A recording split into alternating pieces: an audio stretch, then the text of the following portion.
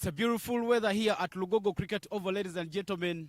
The sun has come out this morning, but here with me I have the two captains as we get ahead to the match day 3 of the training tour between Uganda under 19 and Tanzania under 19. I have Jimia Mohammed, the captain for Uganda under 19, and Gabriel Jennifer, the captain for Tanzania under 19. Jimia, you have the coin. Please give it a flip as the match umpire, Consulate Aweko, takes a look at what happens. We're here for the toss.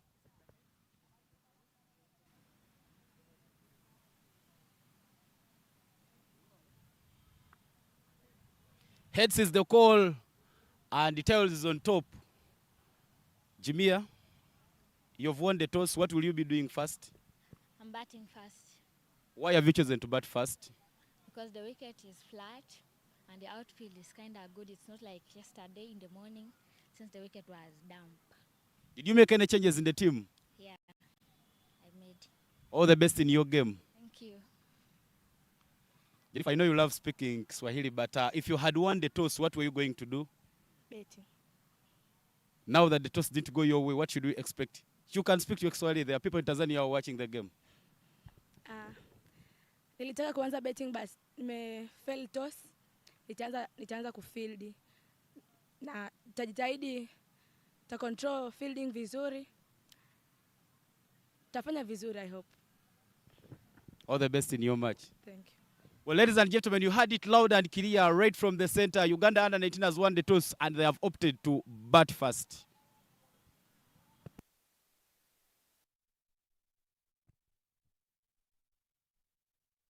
Good morning, ladies and gentlemen, and welcome to the third match of the under 19.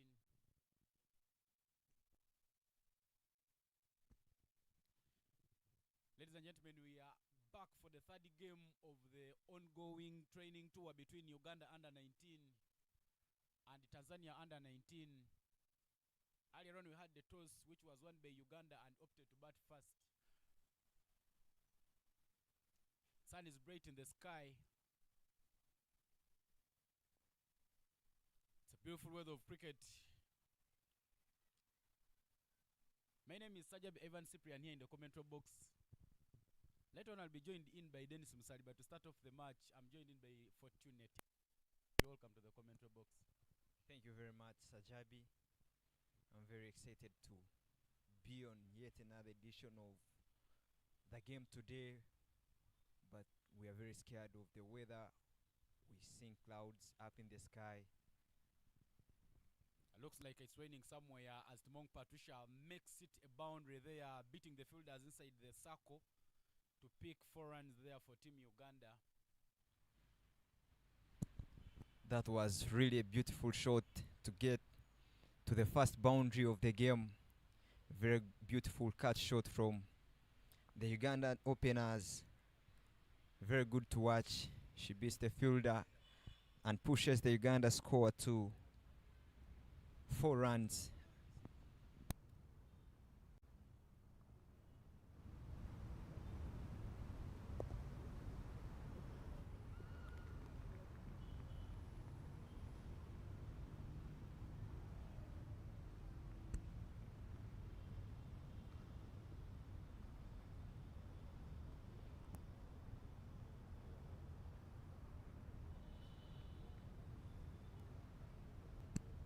Raida Amidi there with the ball for Team Tanzania.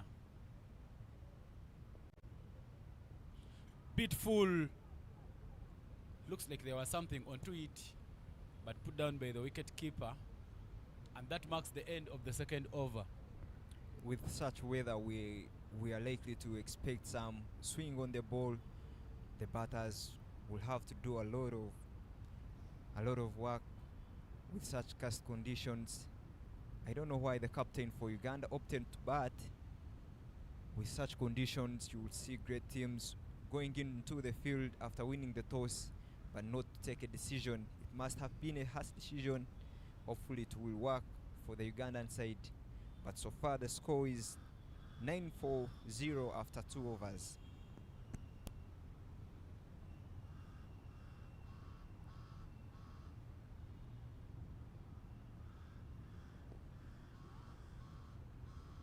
Nine for none as we get into The third over of the game. Third over of the game, they are being bowled by Agnes Joseph Kweli. The first over that she bowled in this match went for only 1 run. What a spell that she has had. 5 dots and only a run off the blade. Now she comes back to deliver the second. She has been so consistent in the first 2 games, and we are continuing to see her form with the new ball. Soft hands there from Timong Patricia. Yesterday Timong Patricia did not open the batting, and today the coach has made the changes a bit. I beg your pardon, yesterday in the morning Timong Patricia opened the game alongside Jimia Mohamed Abdallah in the first game, and later on in the afternoon it was Jimia alongside Nabulime. But since it's a training tour, the coach has tested Timong Patricia alongside Hope Sheila Mbeza to see how it goes on.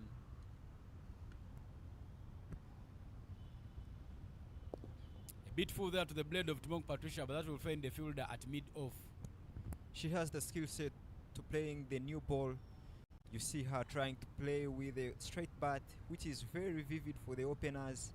You don't have to try to do so much things with the bat, given that the ball will be seaming in and out. So you have to keep as radical as you can, play stroke, and see what goes on next.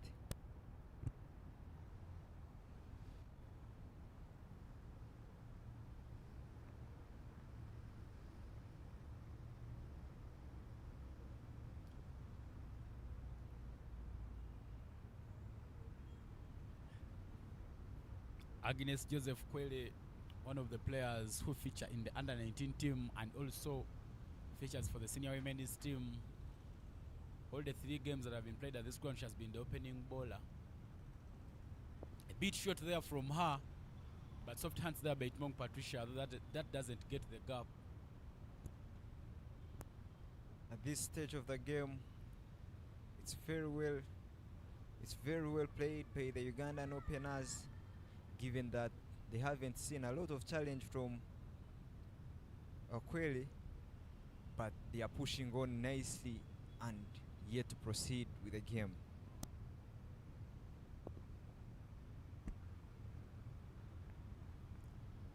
Kweli, they are keeping the questions coming in for Timong Fiona, but the answers seemingly not so many.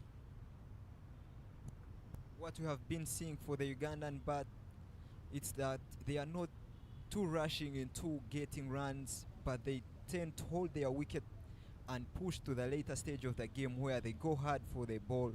But in the opening games, rather in the early stage of the game, they try to keep their wicket and push until the later stage where they go hard onto the game. An extra there comes in for Team Uganda. The second extra in this match.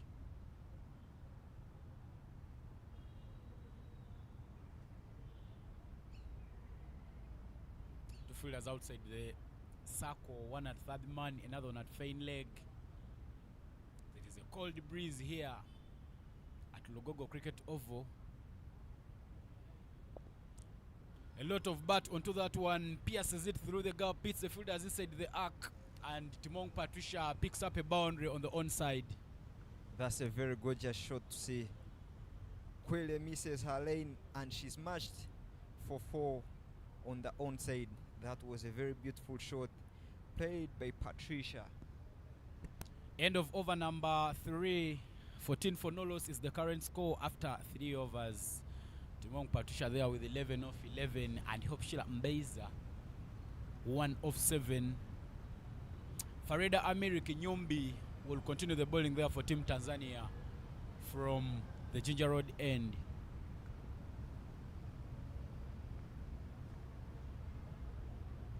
The fielding restrictions are still on.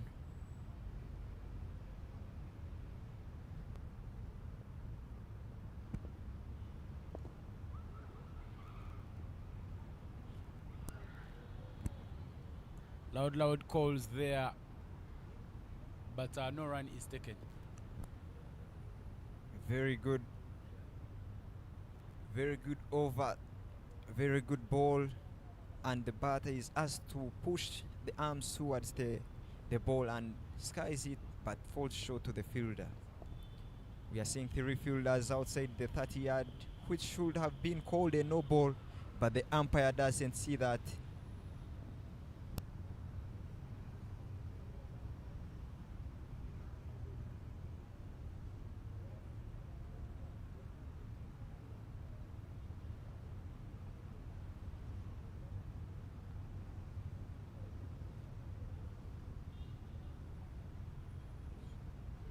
Reda Amiri there, 1.2 so far and 9. Big swing there from Timong Patricia, but that will find the field at point, and no run is taken. A shot of intent coming out of desperacy, but it doesn't beat the fielders. Very good piece of batting and very good ball that he has been bowled. Nothing loose, nothing easy to give.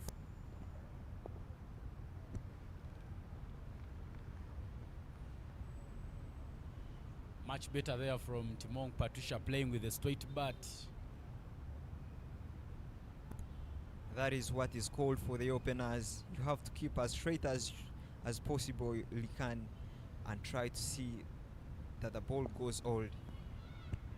This time round, she gets the gap on the onside. Quick running to pick up another single there for Team Uganda. Plays the ball late and allows to get the full face of the bat and plays it on the onside. That was a beautiful cover drive, though executed with less power, and she manages to get a 1 run.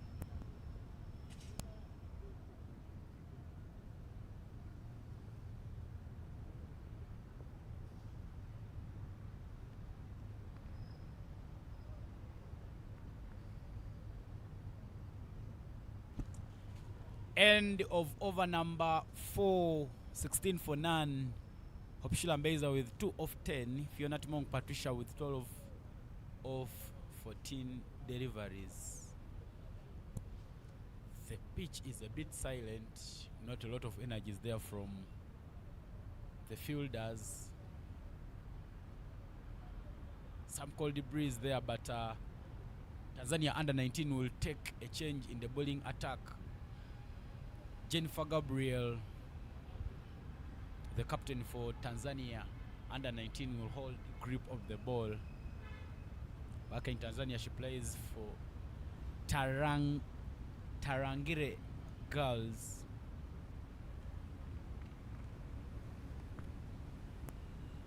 Uganda has had a very good reputation of not losing too many wickets in the power play, and that has helped them to push for more runs after the power play, with so many wickets to play with after the power play. Quick, but there's a chance for a run out. She goes for a direct hit, misses the woodwork. That was a very good decision to make, with fielders not on their toes and having to snitch that run through the mid-wicket region, and the bowler goes for a shy, but she misses with an inch. That was a very good backup at the end, and it only results in 2-1.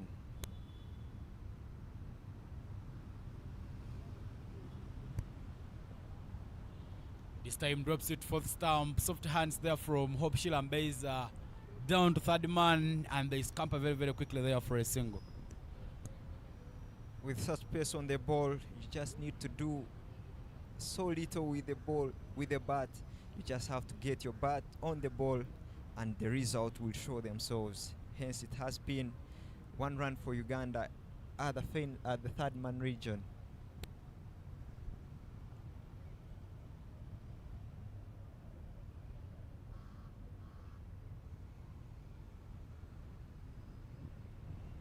Swing and a miss. That beats the outside edge of Timong Fiona's bat. Brilliant comeback there from Jennifer. The first deliveries went for singles, but this time round she manages to pick up a dot.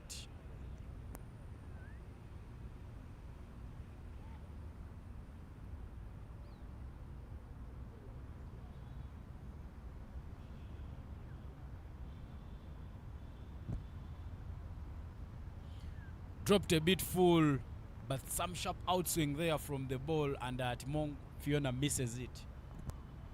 That That was really close. Beats the outside edge, but doesn't go well for the Tanzanian side, although it results into a dot ball. Very good piece of bowling. Very good piece of bowling to watch. Not enough power onto it. Some great reflexes there to make sure that she keeps it at dot. Good fielding there. Good fielding display there from Tanzania. Tanzanians have really been good in the field with very sharp throws, with very sharp backups, with very quick running, chasing down the ball. It has really been good to watch. Drop to short. This time round gets the blade of Timong. Some hesitations there between the two batters as there is a slow pickup, but in the end they don't take the run. Timong has really tried so much to play on the off side, and she has managed to always be safe when playing on the offside, which is a very good sign of an opening batter trying to keep very well, trying to keep eye on the ball and trying to play with a straight bat. Very good piece of batting in the middle there. Yeah, Timong Patricia not running off a misfield because it's very, very risky. But after 5 overs, the score is 18 for none. Jennifer Gabriel's first over has just gone for only 2 runs, 2 singles at the beginning of the over, and the remaining 4 balls were dots. 5 overs have been bowled here at Lugogo Cricket Oval, and we are into the last over of the power play. How many more could Uganda pick before this ends? Let's watch and see what happens. The previous game, the power play, Uganda was at 21 for 1, and now they are at 18 for no loss. Let's wait and see whether they can keep their wicket. New bowler into the attack there. England Joffrey. England Joffrey is playing her first game in this series. Yesterday she didn't feature in any of the 2 games that were played, but she starts off the proceedings there with a dirty ball.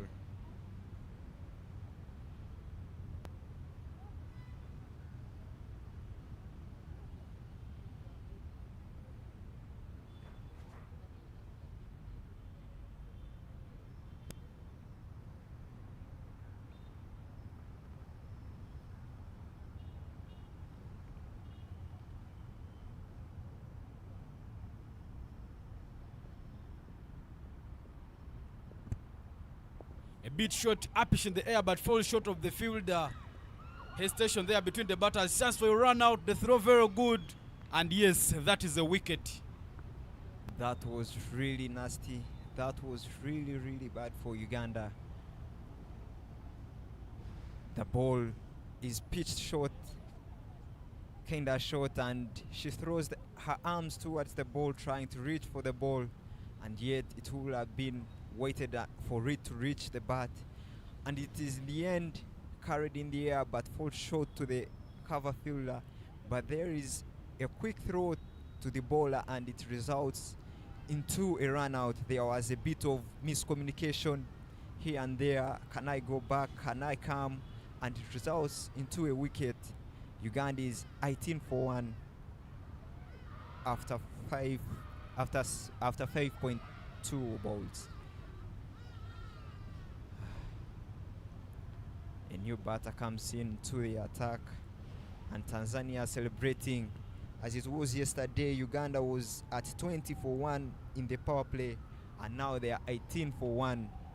We've seen the reputation of losing 1 wicket for Uganda in the power play and falling short on the runs, only scoring 20 and below runs.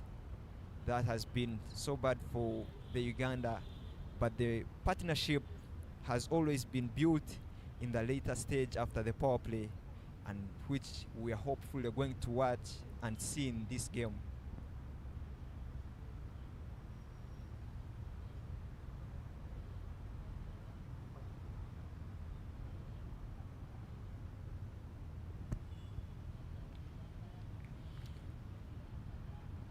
Synonymous things keep happening. Yesterday in the morning game, Hope Sheila Mbeza was run out And in the 2 games that Uganda played yesterday, they only lost 1 wicket due to a run out, which was Opshila and Mbeza. It has happened again in this match as she was run out. Free wicket there being given to Tanzania as the captain for Uganda under 19, Jimia Mohamed Abdallah, walks into bat at number 3. Shot of power straight to the fielder, who are standing a bit wider, but they will go quickly there and pick up a single. That was a very good shot. We have seen very few on drives. That takes a skill set to play an on drive. Very difficult at this stage of the game, but Jimia Abdallah has proven it right, saying that I can play the on drive. That was a very good shot to see.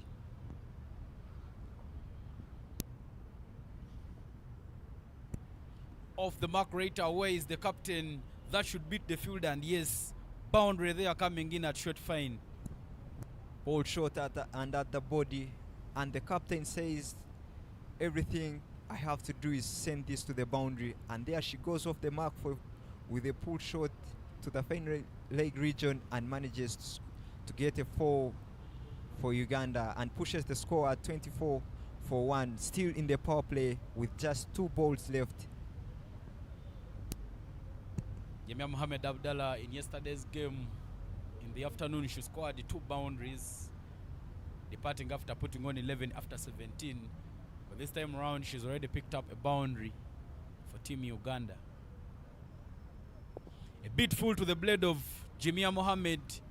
Some big swing, but that will find the fielder on the 30 yards at the offside. Geoffrey is asking the batter to send the ball away, but it doesn't turn good for the batter, that she doesn't get much meat on it, and it is stopped in the extra cover region and goes for no run.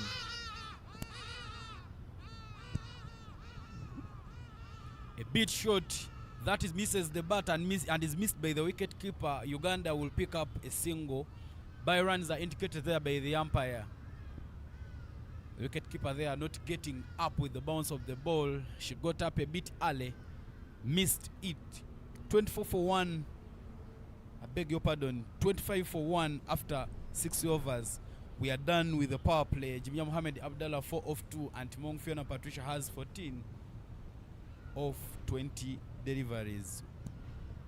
We didn't see a lot of extras from the wicket keeper yesterday, but so far she has missed a couple of balls and costing the team. That has been very bad for Tanzania at the moment. Everything that goes to the keeper has to be secured. Hence, there has not to be so many extras from the wicket keeper.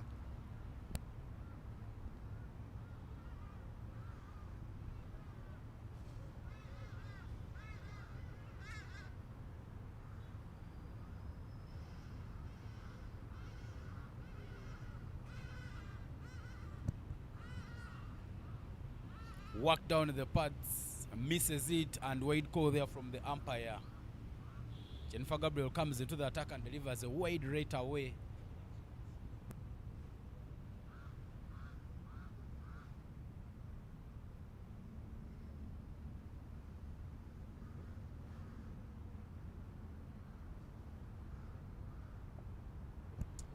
Shot from Jimia, but what a fielding there to make sure that she doesn't get off the strike. Very good piece of fielding there. The ball was pitched up, but doesn't go anywhere. There was very good stop in the end, and it restricts a run for the team.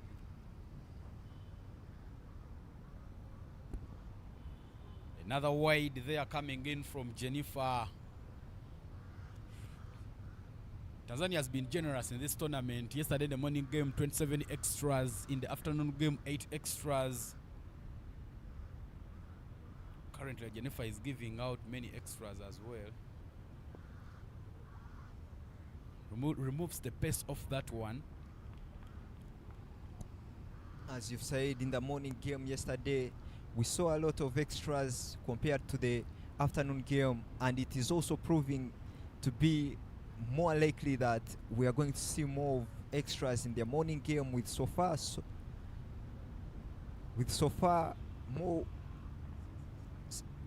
so far 6 extras bowled in the morning game, and the game is still continuing. We are yet to see whether the bowlers adjust or continue bowling some extras, because yesterday in the afternoon game they only bowled 8 extras and now so far 6 extras.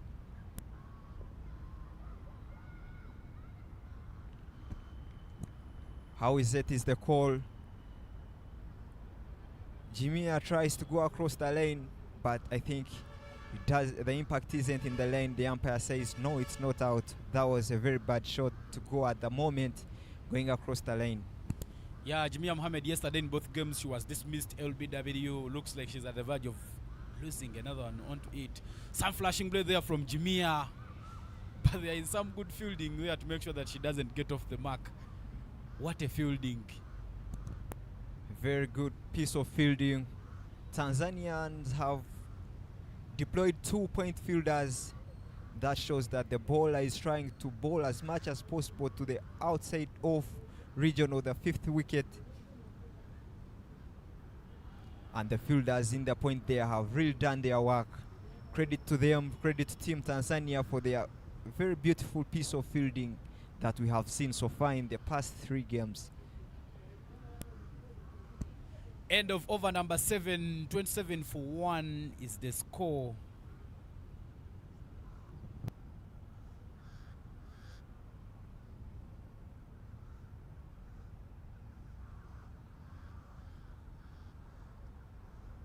Yesterday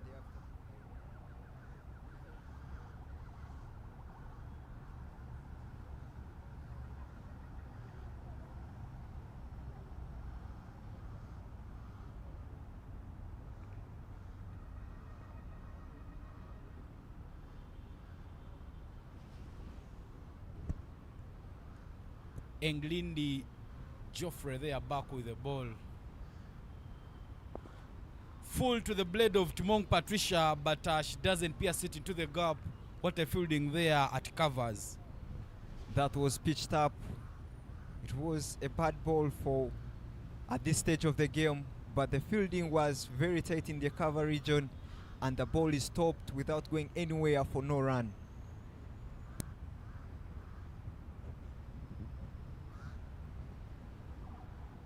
This time it misses the blade of Timong.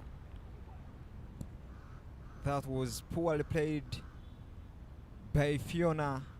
The ball is slightly outside off, and she pulls her front foot away and tries to cut.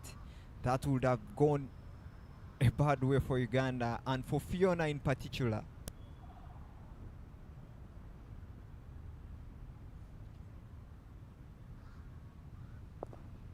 This time round, Width onto that one.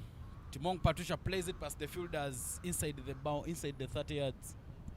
Timong has been trying to cut so many balls, and in the end she manages to get one that has been given with it, but there is a very good protection at the extra cover that is at deep, and manages just to get 1 run.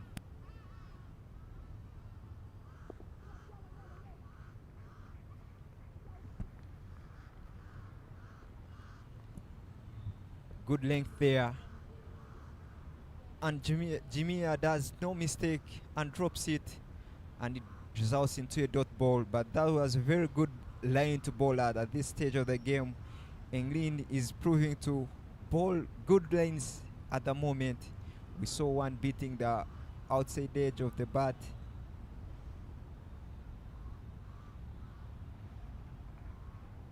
Extras are still coming in the way for Uganda. 7th extra yet again. The last game they played yesterday in the afternoon, only 8 extras were given out by Team Tanzania.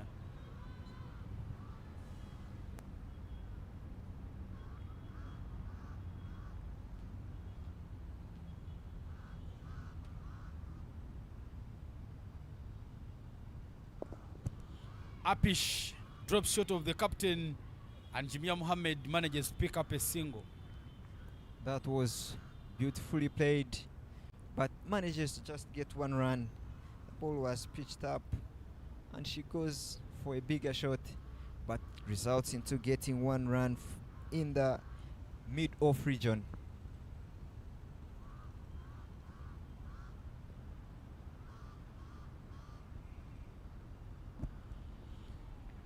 Missed again by Mongo Patricia. That is a good length, and that puts the end to the 8th over. 30 for 1 is the score. Patricia Fiona Timong 15 off 24. Jimia Abdallah Mohammed 5 off 11. But what a spell there from Englindi Geoffrey. She's off a ball 2 overs and conceded only 9 runs. 3 runs coming off her previous over. As the captain for Tanzania under 19, Jennifer Gabriel, comes back to bowl from the shell end. So far, there has been 33 dot balls, and this is a very bad sign, especially in the T20 game, where there are very few balls, 120 balls, and you have to convert every ball into a run as much as possible. But 33 dot balls at the moment is very lethal for Uganda. Still looking for that offside area. Jennifer Gabriel, one of the challenging lanes there to be played. So far in these 2 games that we have seen, with this one still going on, we have seen that the Tanzanian bowlers are trying as much as possible to keep with it. Jimia Mohammed walking down the track very, very quickly. But Jennifer Gabriel notices it. She delivers a wide. That was very good of the bowler. That was a knack decision to make. With the width on, you can't come down the track and try to go straight. Hence, the bowler was very good with her decision to bowl a wide that is away from the batter. Up in the air, chance for a catch. She did need to move 1 inch, and that's how Jimia Mohammed gives out her wicket. Very, very easy taking there for Team Tanzania. That is what comes out when you're in desperation of not getting off the mark, trying everything. She went for the ball for the pass deliveries, but she didn't reach out for the ball, tries to come down the track. Again, the ball was given with it, and there she goes for a desperation shot, and in the end, she's caught at point.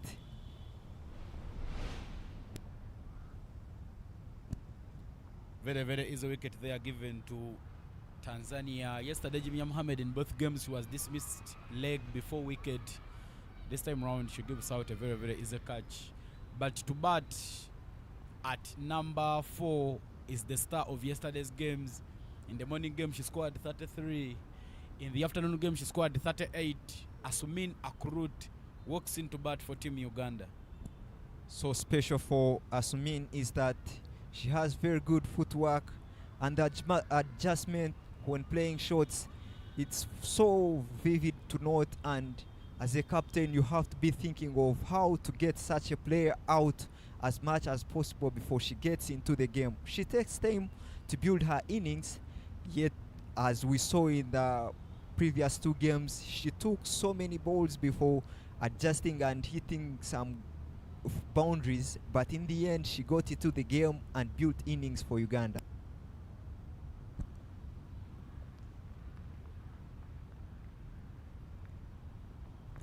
Fiona is keeping her lane, bowling with width, with the protection at the deep extra cover region with 2 points and the 3rd man. That's a very good decision to make, and bowling to your field is something that is very important at that stage of the game. Yeah, but when you look at the way Jennifer Gabriel has set up her field, the 2 fielders who are outside the 30 yards are on the offside, and there is only 1 fielder on the onside who is standing very wide from fine leg, I beg your pardon. Slow ball there, it gets the blade of Akrut Asmin, but there is protection down, and Uganda gets only a single run. The communication, some chances for a run out there, fielders collide. Hope no one is injured. The wicket keeper there. trying to do some. Looks like they wanted to get another quick wicket there for Team Tanzania. We have seen a lot of kerfuffle in today's game, which has been bizarre for Uganda, yet for Tanzania, they've suffered a lot of runouts. Dropped shot, played into the gap. The diving doesn't get it, but there's protection in the deep. Uganda picks up a run. At the moment, only one run doesn't cost Tanzanians because the bowler Jennifer is bowling to her field, which is very good of any bowler. If the captain gets such a bowlers and sets a field for such a bowlers, it becomes easy for the captain and the bowler to execute their plans to bowl to their field, which is something that we are seeing, and this has limited Uganda to 33 for 2 after 9 overs.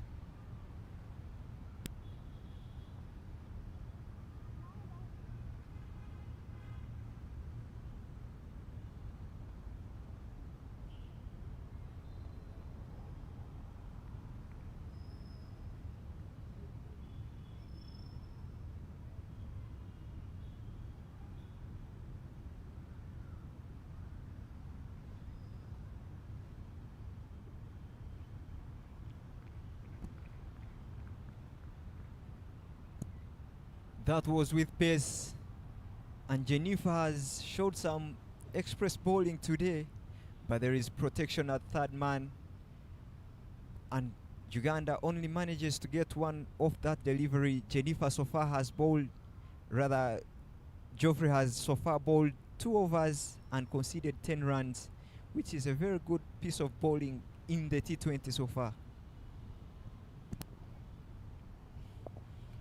Dropped a bit short, but not enough power there from Makrut Asmin. Brilliant fielding display there from Team Tanzania. Dot balls keep accumulating for Team Uganda, and you know, the more the dot balls, the higher the pressure amounts. This is something that Ugandan batters have to work on to try not as much as possible to accumulate dot balls. Another dot ball comes, and Uganda has so far suffered 2 dot balls in a row with only 1 run in the last 3 balls that Geoffrey has bowled. Whenever you're playing, you try as much as possible to keep off strike. This is something that Asmin has to do, but as I said earlier, she takes time to build her innings.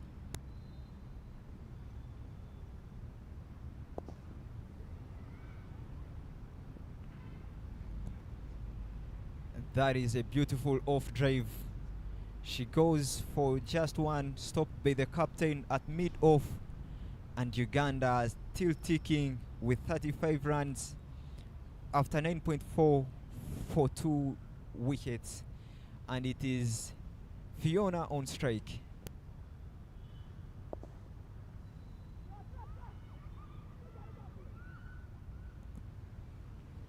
Another on drive there, but it goes for another dot ball. So far we have seen 3 dot balls in this over, and Fiona is still on strike.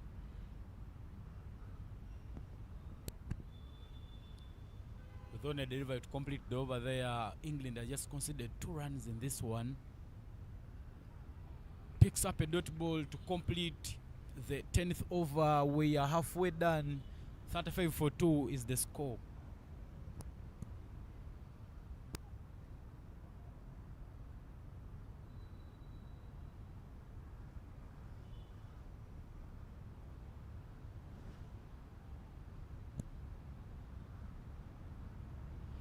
We haven't seen spinners come into the attack who have proven to be a threat for Uganda in the first 2 games.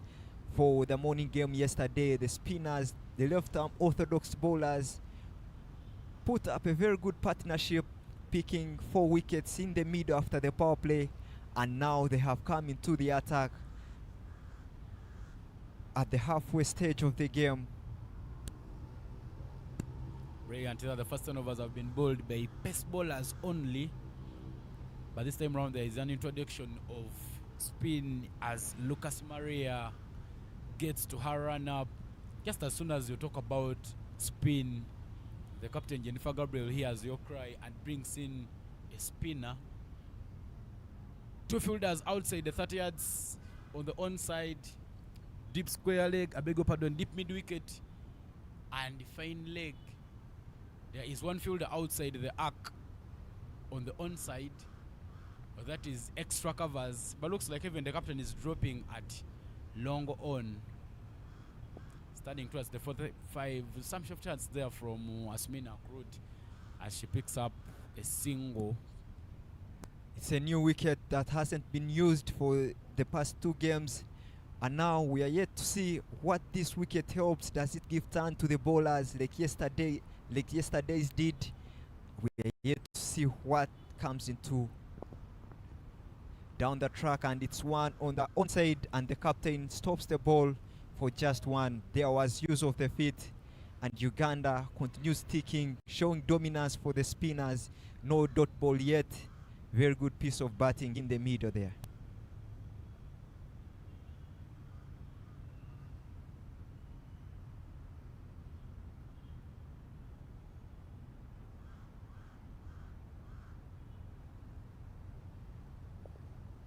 She goes for power. That drops short of the fielder. Looks like she nearly misjudged it, but Uganda picks up a double. This is the first time Uganda is getting a double in this match. They've been picking boundaries and singles. There was a bit of reluctance at the deep extra cover region there that pushed Uganda to getting the second run, and the throw was perfect in the end, but a little bit of hesitation at the field, at the boundary, that gives Uganda another chance to go for a run. Some sportsmanship there from the wicketkeeper for Tanzania, helping Akrut with her laces.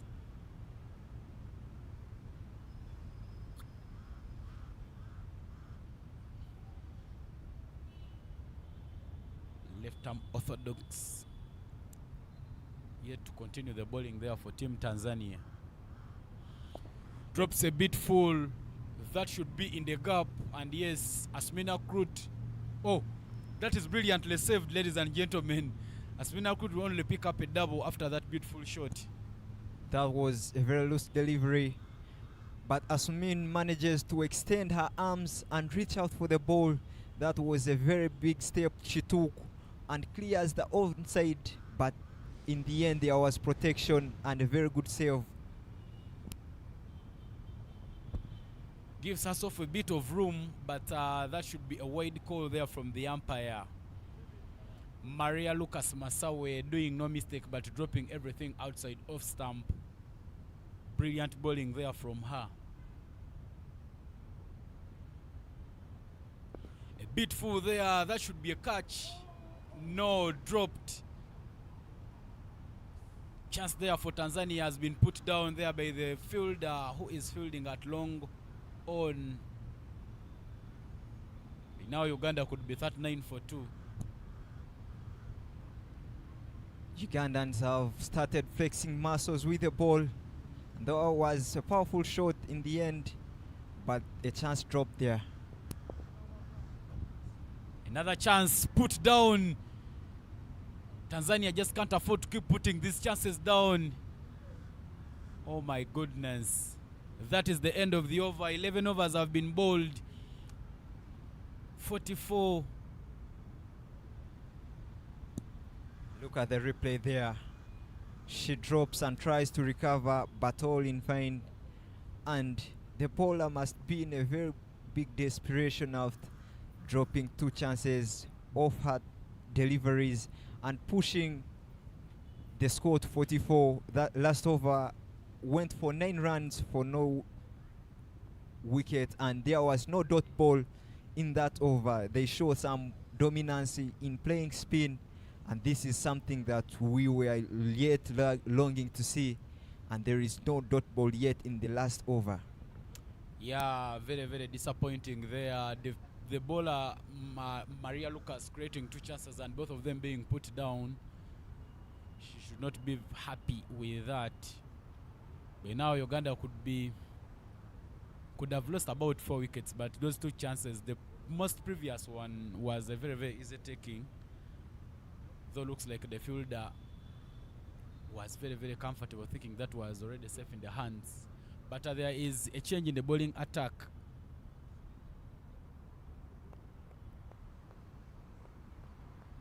Lightness Eliude is the new bowler there in for Tanzania.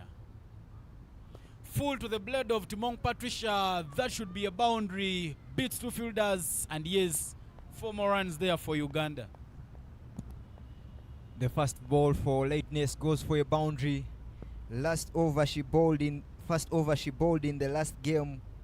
She conceded 7. The first ball was a dot ball, but this time the first ball goes for a boundary, and we are seeing some supremacy of Fiona. She's showing some power and generating some energy on hitting the spinners.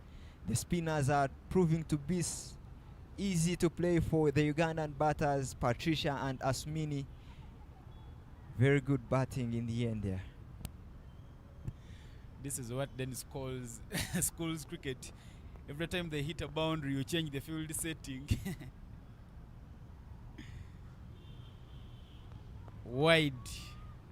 I think one of the things the captain should be doing is to tell her fielders to bowl good lines instead of changing the field settings, because from bowling a full ball Lightness, she delivers a wide. Timon Patricia walks down the track, dispatches it, but the trick looks to be working there for the captain, as that is saved there on the onside. That's a very good way of playing spin. The use of speed, trying to cut that flight. Another one on the offer there from Akruta Sumin. They will go only for 1. That's something you have to do as a batter. Try to cut the flight, find the ball before it bounces to cut out that turn, and Uganda are doing it perfectly. Soft hands there from Timon Patricia as she gets another boundary there. I beg your pardon. As she gets it into the gap there towards third man, Uganda will pick up 2 runs. That beats the outside edge. There was no slip in action, and it races down. Uganda manages to just get 2 runs from that delivery.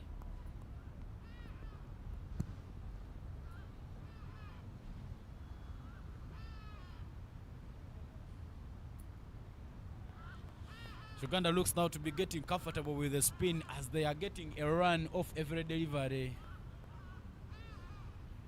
After the 12th over, Uganda was at 52 for 2 in the afternoon game, and now they are 54 for 2. The wickets are still 2, but the runs are more than 52, but now they are 54, and 1 ball left for the 12th over.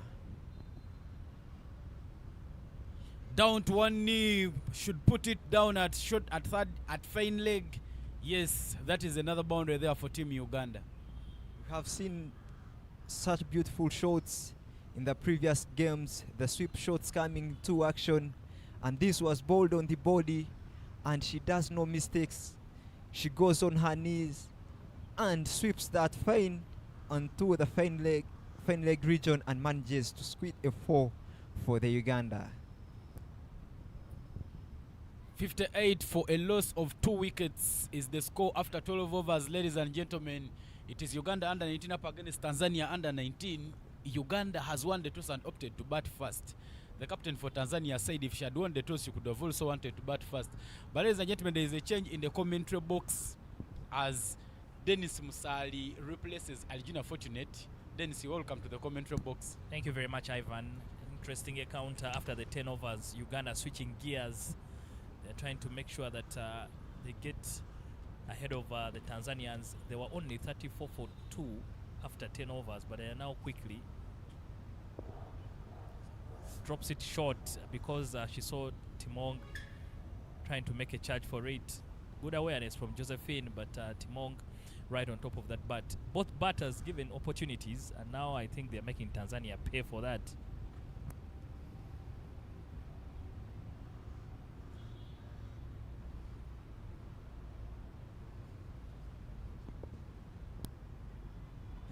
Hit to the sweeper. I've liked the very risky double, but Timong trusts her feet and she trusts her legs, and she's able to get back. But I've liked the approach from Asumina Krut. She has come out very, very positive. 13 from 12. She's not hanging around.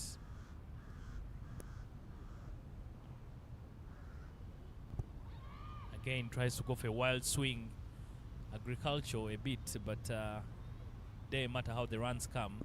Asumina Krut, Ivan, has been very, very positive and aggressive, which I've liked in terms of her approach. Yeah, in the 2 games that Uganda has played so far in this tournament, the 2 games that were played yesterday, Asmin was the highest run scorer for Uganda. 33 in the first match in the morning and 38 in the afternoon game yesterday later on. And not to mention, she was not out in both games.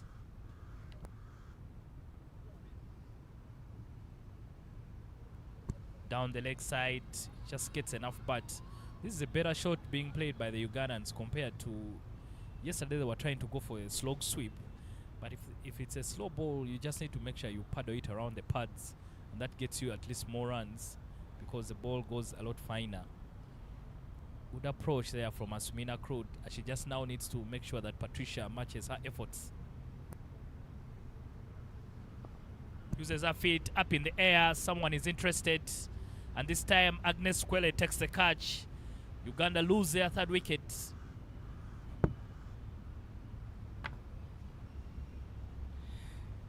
Is the takings there for Tanzania under 19 as they pick up the 3rd wicket. Timong Patricia will depart after scoring 28 from the 35th delivery she has faced. But look at that one. It was there for the hitting, though didn't get enough bat there from Timong Patricia. And it is a catch there from Agnes to make sure that Tanzania picks up the 3rd wicket. Tanzania has had muted celebrations in the match. I don't know, maybe because they wanted to bat first, as per the captain is saying there at the toss. But looks like they're now getting ahead of things because Uganda has now lost 3 and 62 is what they have on board. This is where I think that since this is a training series, I'm hoping that the Ugandan technical team can find a way of making sure that Malisa Ariokot bats earlier than the 13th over, because she's really, in my opinion, the best batter in that team. So you need to give her as much time as possible on the crease. But when she comes in a situation where she needs to get going immediately, then it will be difficult for her to deliver for the team. So I'm hoping that Ivan Kakande and Yusuf Nanga can find a way of making sure that Malisa bats as early as possible and they give her enough time to get into the game. Josephine Ulik Shiruma there for Tanzania under 19 coming into ball, and she picks up a wicket in her first over. Let's see what Malisa Ariokot could do with only a delivery remaining to complete the 13th over.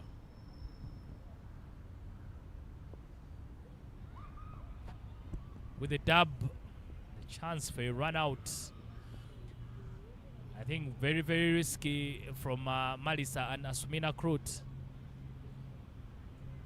Body and soul from the keeper. She will take 1 for the team. And after 13 overs, Uganda is 63 for 3.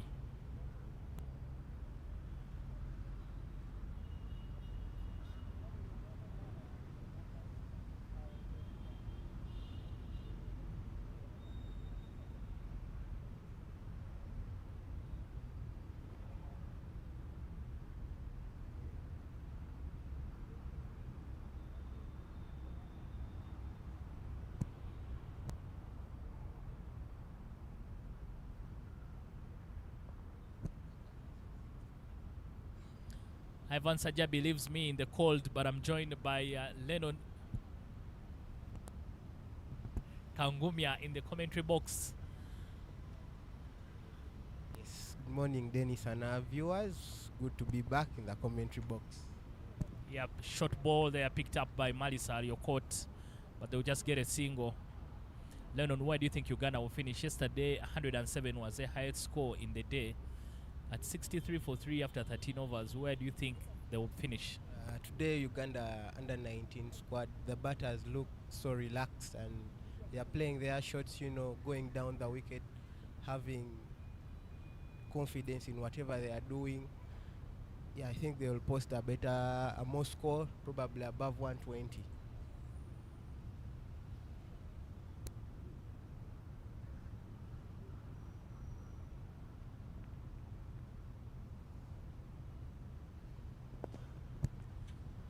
Too much bat behind that and should race away for a boundary. The half tracker punished. Farida missing her length and Asumin Akrut cashes in for another boundary. That's a shot of confidence from Asumin. A short cover drive beats the fielders, the infield, and goes for 4, but it's a shot of confidence. We've seen shots played before from her yesterday. It's a great batsman and one to keep for Uganda.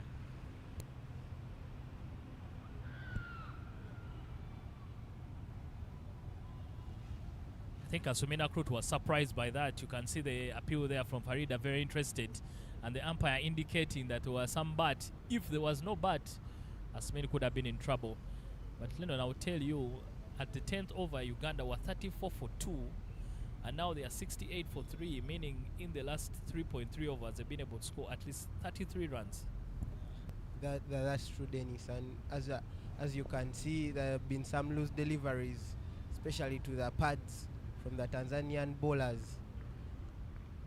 But the partnerships which are here in for Uganda are complete batters, as we've seen in the previous games, and hopefully they are steering the ship in the right direction.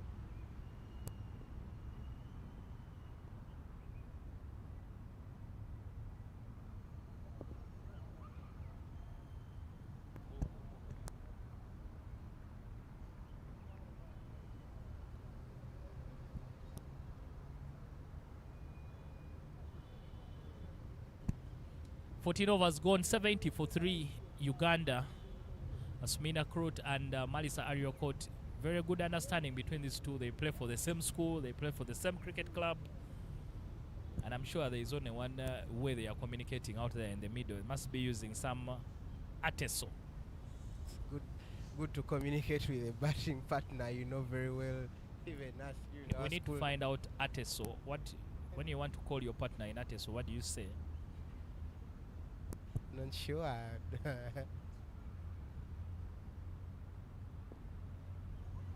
Again, quick one between Malisa and Asumin. I think the difference they've also done is to make sure that they're aggressive between the wickets when they are running. They are putting pressure on the fielders. They're not just playing dead bat and hoping that someone will misfield, but they are taking those half chances, so that puts the fielders on their toes. Goes across the line and Konsi Aweko raises her finger, and that will be the end of Asumina Krut.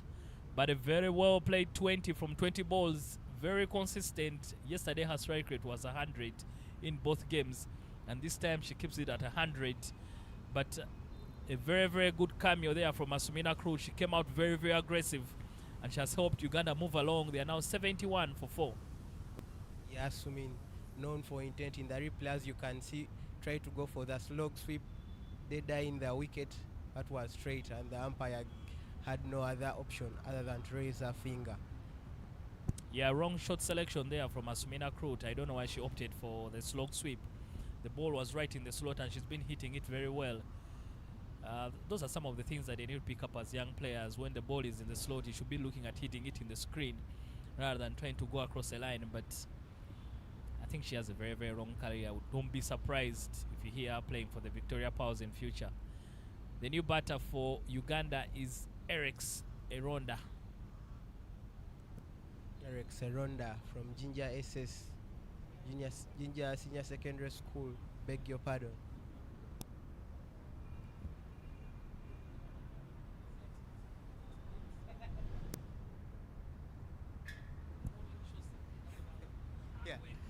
Yeah, credit go. credit goes to Josephine Ule from Tanzania under 19, who is bowling very tight lines and varying the ball, not giving any chance to the Ugandan batters to take her on easily.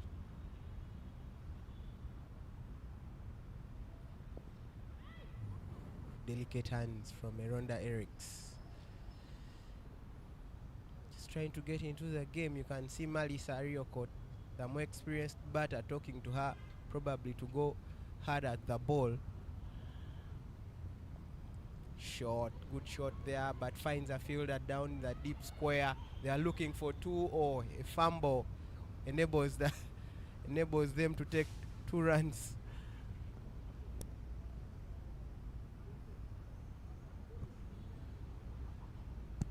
Yeah, that fumble in the field allows the Ugandans pick up a double and Eriks to get off the mark. Eriks also one for the future from GSS. We've already seen Hope Mbeza open the batting for Team Uganda today, and their schoolmates with Eriks. That ginger machine has produced some stars for the Victoria Pearls, the likes of Immaculate Nakisui.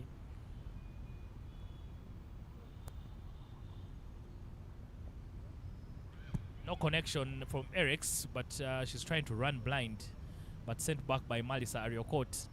It's probably the nerves, she hasn't settled in very well, but that concludes the 15th over, 74 for 4. Yes, this was good bowling from Josephine in the previous over, keeping it very tight. Eriks almost had paid the price, trying to get the ball to the onside, picking it from the offside. Uganda needs to step on the gears in order to reach the 3-figure mark. Can see Tanzanian captain trying to encourage her fellow teammates to keep going, to keep pushing. They can do this and try to get their first win of the series.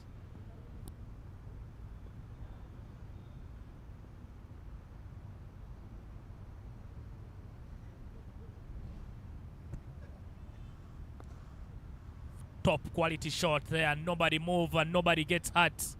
Malisa Ariokot uses a lot of power to hit that behind square for a boundary. She has to take the responsibility of the run scoring right now. Malisa, that's a top quality shot from a quality batter. Good shot, good shot. That one, fielder has just chase and pick it up.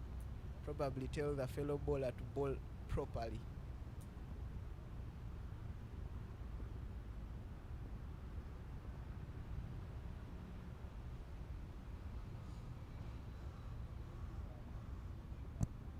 This time a swing and a miss there from Malisa. Same delivery, just push it a bit further in length. The other one, the previous delivery was punished because it was short.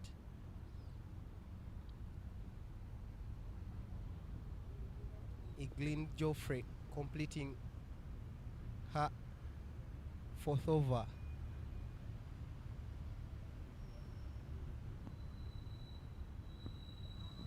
This time too wide there from Joffrey.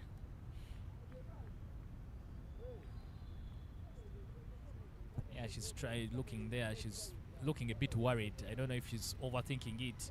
She just needs to make sure that she's bowling wicket to wicket. Don't allow Malisa to free her arms. One of the hardest things to do, to bowl that wide mark line on consistent basis.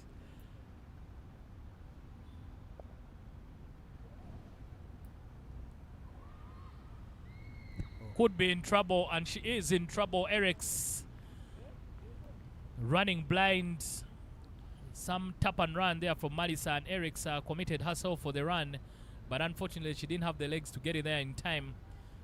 Clean pick up there from the field at point, and a sharp throw to the keeper.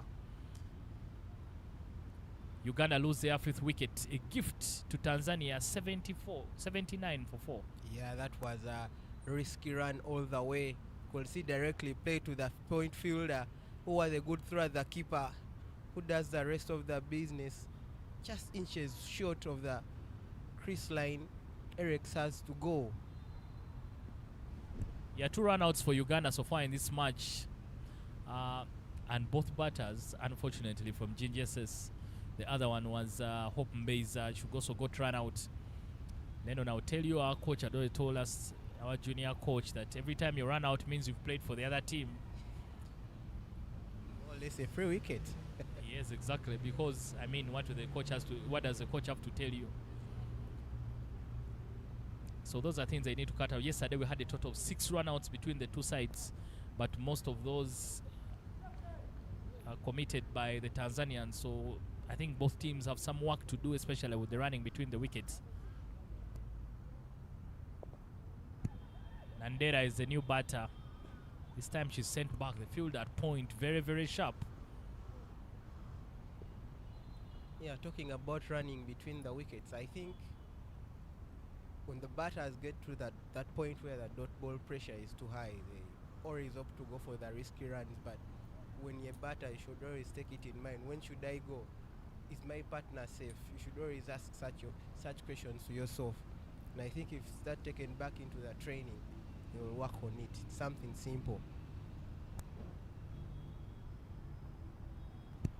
Yeah, and the other important thing to notice as well is the longer you stay in there, it is important for you to pick out which fielders you want to take the quick singles off. So, I mean, we've seen the field at point looking very sharp. That means that you need to make sure that unless the ball has gone to her side, you're not taking the risk of running against her.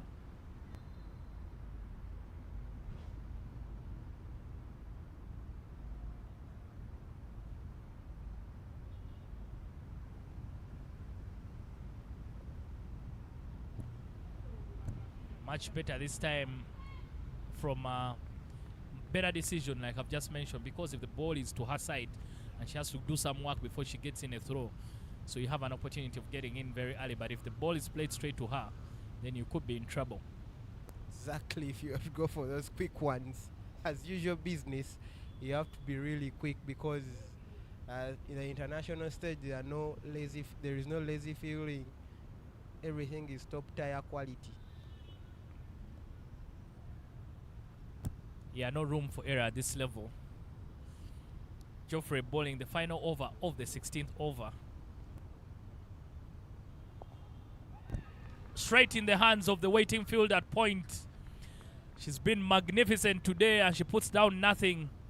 Malisa will have to depart. 81 for 5 Uganda. England Geoffrey consistent with that line, which pays dividends. Malisa gone. She can't believe it in her head. Oh my, but that was a great take there from the point fielder. It's hard to take those low and hard catches. Yes, Dennis. As you can see there on the replay, just guided it through. Bam! Gone. Brilliant take from the young lad. Beautiful stuff in the field there by the Tanzanians. Malisa just trying to find the gap, but unfortunately only finds the waiting hands of the fielder. And that also happens because she has been in action in all this over. She's ready for anything, and this time Malisa only manages to give her a handshake. 81 for 6.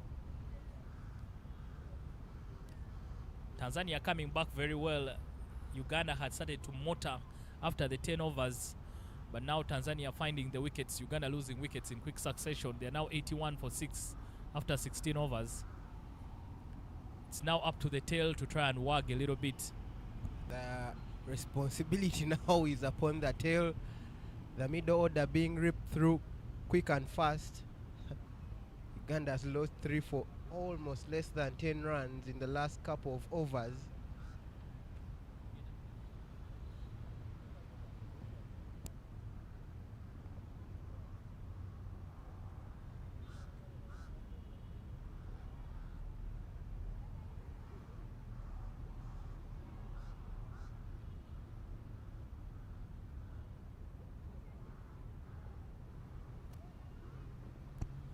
Agnes Joseph Kwele comes back into the attack from the shell end. Agnes Joseph normally bowls 2 overs up front and then 2 at the back end, so she'll bowl the 17th and 19th as they try and restrict Uganda to anything less than 100. Down the leg side, but they will come through quickly. the new batter for Uganda, Gringish Nabulime. She has come a bit late yesterday. She was among the top order batters. But clearly, the Ugandans just trying to make sure they play around with their batting lineup and find the best place for everyone to fit. Yeah, that explains all the reasons for the training tour. See where everyone fits. Yesterday she conceded a lot of dot balls, probably it gave thought to the coaches that probably she will come a little bit down the order, give chance to the batters who can really go at the ball. But still there are a lot of balls to play, so she will have to probably give it a go this time.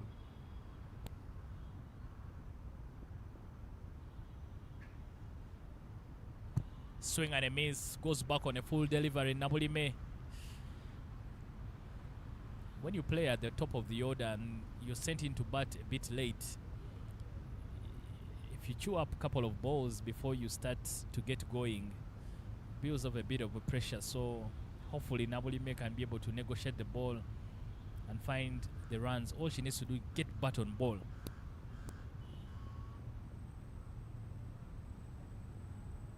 Another swing and a miss. Good bowling and very good captaincy here from Tanzania. They are realizing that they are into the tail, so they go back to their prime bowler to just make sure that they seize the initiative. Yeah, those balls have been a challenge.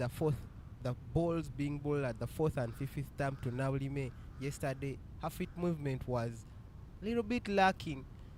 She bats away from the body, so to navigate that ball to wherever she wants, she always comes in late, or she gets that edge. Yeah, I think Lennon, that's a comment that we were able to pick up, especially when you watch the video, and I hope even the coaches who work with them in school and with the team can be able to help them. A lot of the batters get stuck on their leg stump. So if a ball is bowled slightly on top of the off stump or just out on the fourth stump, they're just reaching for it and they struggle to play them. So that is something you can really work on 1 or 2 training sessions and you'll be good to go. Another swing and a miss. But the ball comes off the pad and they'll get a single. That was going down the leg by a not interested.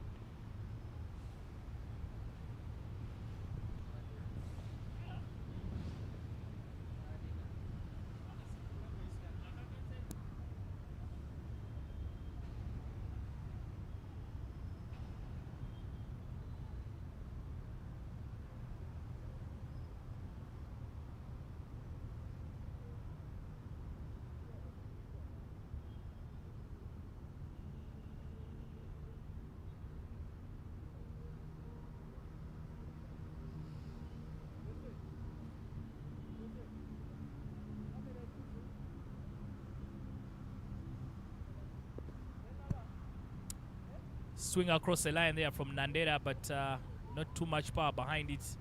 They'll just get the swing on. A very good over there from Agnes Kwele so far. Gives away just 3 runs. 3 runs in the back end of the innings is a very, very good thing. Uganda now 84 for 6 after 17 overs.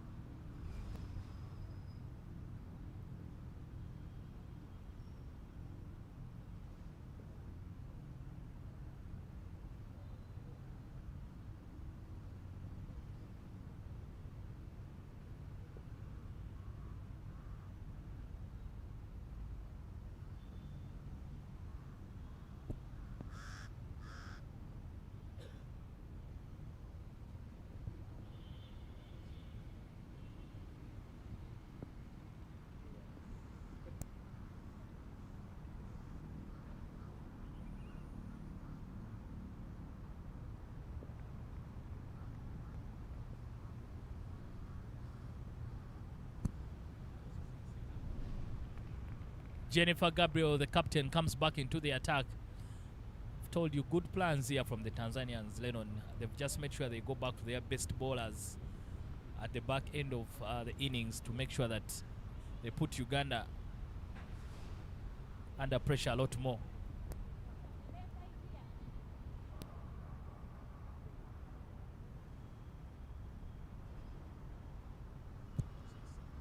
Yes, Arun Yadav did some homework yesterday, definitely. Just having a couple of field changes for his side. Tanzania really have bowled well in the last couple of games compared to the first game where they gave out a lot of extras. Yeah, in the first game they were too generous, but this time they've been tidy. Yesterday afternoon they gave away just the 8 extras.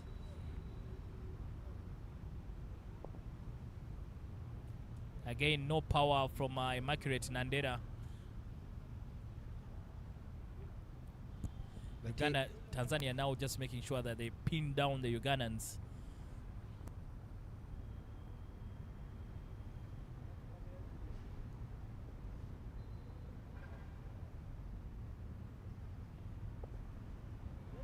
Picked up there by Nandera, the half volley on her pads. The umpire's waiting for the fielder to indicate, but finally comes in. I think the fielder touched the rope in her effort to save the ball. But the full toss on the pads there picked up by Nandera beautifully and worked behind leg side. They are punished, deservingly punished by Nandera Immaculate there on your replay on your screen. As you can see there, just guiding it there. The fine leg region, rather deep square. Also, the fielder tried to get it back into play, but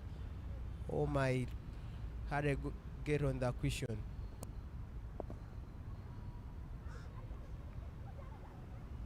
Yeah, that boundary seems to have inspired Nandera. Now she's middling everything.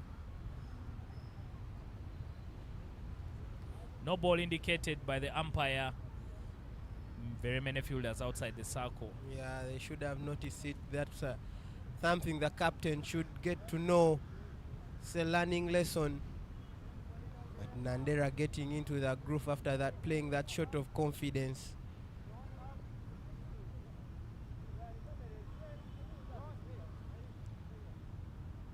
Gringish Navlime will have to face the no ball.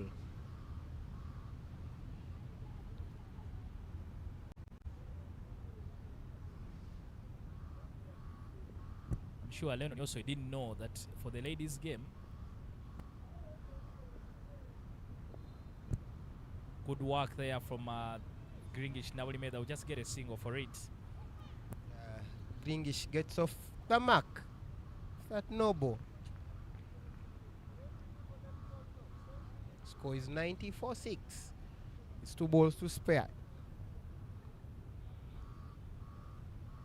Jennifer Gabriel, under 19 Tanzanian skipper, keeping things tight here for Uganda.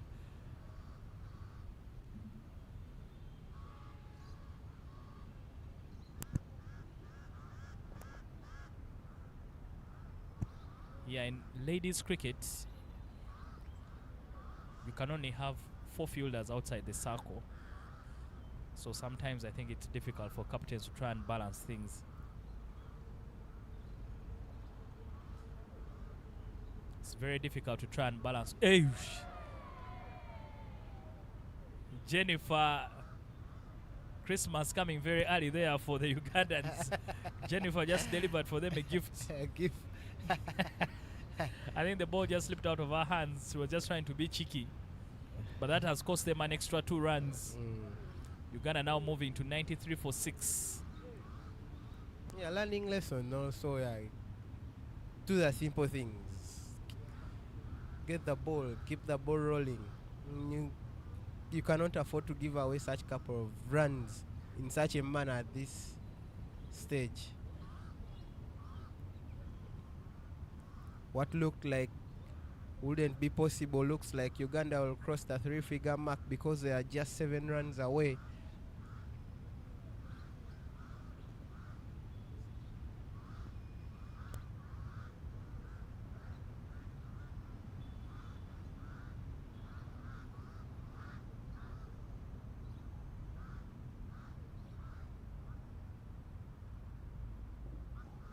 Agnes Kwele back into the attack. Picked up very well from by Nabulime, and that should race away for a boundary. Confidence looking shot there from Gringish. Yeah, that's a very good shot from Gringish. It's a top order shot, by the way, Dennis. Going with it, so swing and a miss, and this time bowler prevailing to depart. Posing just straight onto the stumps there on your replay there, you can see there, try to go for the same shot, but Agnes was too good to be taken back to the boundary. Uganda are now 7 down, brings Rishidat to the crease.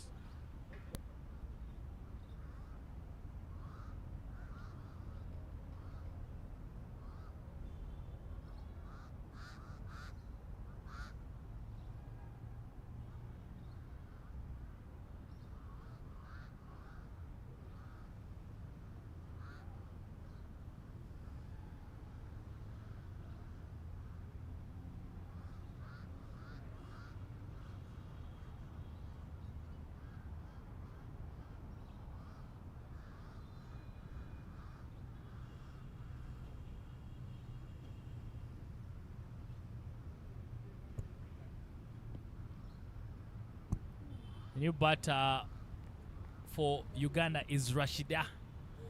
Yeah, very watchful there. Tikabula Rashida from Ginger SS. Another fine talent, Rashida. Making her debut at this level as well.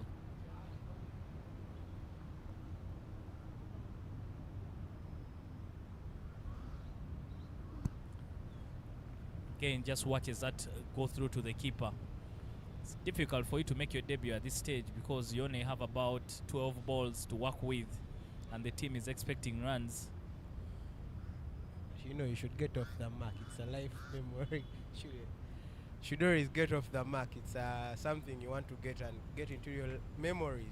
Yeah, I think she wants to, but unfortunately, there are a bit of nerves when you're on debut. Picked up very well by Rashida, and that should race away for a boundary. Gets off the mark with the boundary, Rashida. Fine shot there from Rashidat. That's what was well guided there to the deep mid wicket.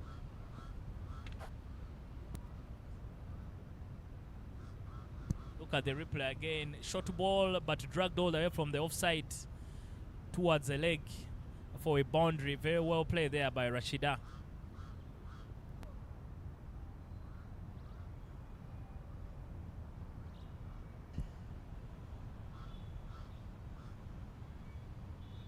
Another swing and a miss, and a very good ball there from Agnes Kwele, beaten for pace, Rashida. Finishes a spell 1 for 15 for Agnes Kwele. The 100 comes up for Uganda, 101 for 7 after 19 overs. 107 is what they were able to get yesterday in the first game, and that proved to be a winning score. Where can they finish? Immaculate Nandera and Rashida will negotiate the final 6 balls of the first innings. Yeah, credit goes there to the Ugandan batters, getting to the 3-figure mark once more. Something the ladies team needs to do more consistently.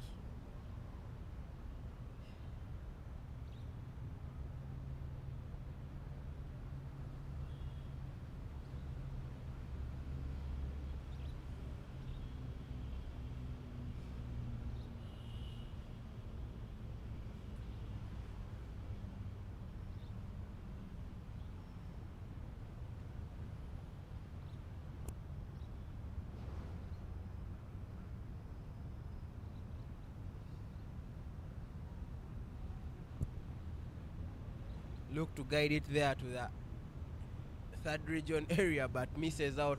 That runs down to the keeper.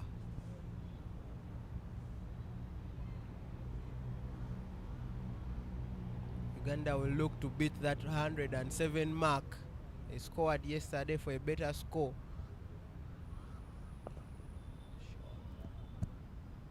Well played by Immaculate Nandera.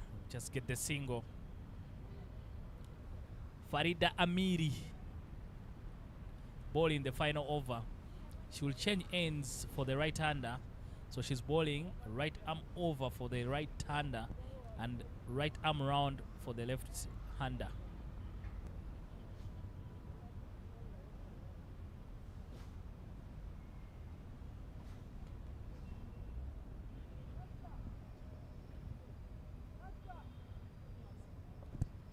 Very well picked up there by Rashida, the short ball, and good fielding. Very, very good commitment from the fielder on the boundary. Bit casual from the keeper. Could have given away an extra run, but the fielding has been phenomenal from the Tanzanians. They show a lot of commitment in the field. Yes, that was a very good shot there from Rashida. Pull shot, pulling that short ball to the deep mid-wicket area. Another short ball. This time there will be no chasing that one. Rashida finds the gap and the boundary for Uganda. Farida Amiri dropping 2 half trackers. The second one punished by Rashida to the boundary. Yes, half trackers. Very bad ball to the river. Yeah, there on your screen, the replay there, as you can see. Just got there for his arm stretched, her arm stretched out and guides it to the boundary there.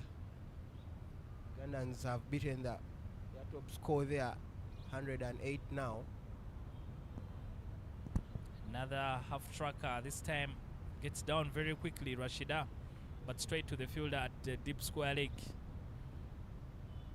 Good over for the Ugandans. At least they've so far managed to get 8 runs out of it, and with one more ball to come, 109 for 7. Learning lessons how to end an innings. The youngsters.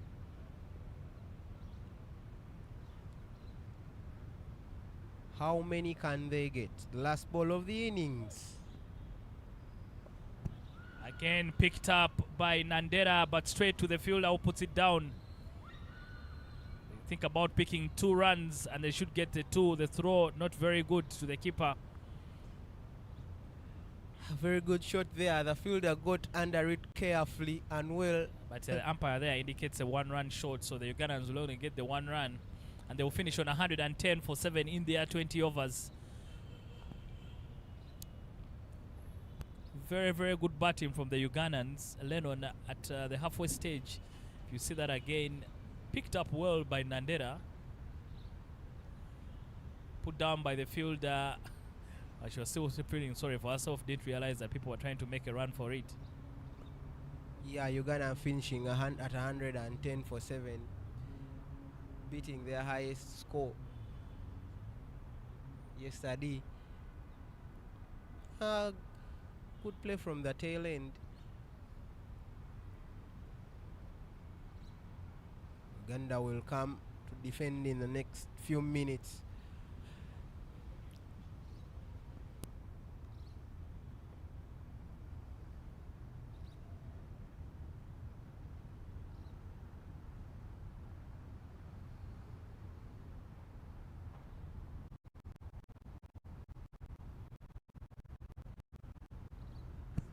Yeah, that's a match summary for you. Uganda finishing on 110 for 7. Patricia Timong 28, Asumina Krut 20, and Tikabla Rashida with a very good cameo at the back end, 11 from 7 balls to help the Ugandans finish at 110 for 7. Shima, the standout bowlers for the Tanzanians, 2 for 8. Agnes Kwele 1 for 15, and Kimaro as well 1 for 16.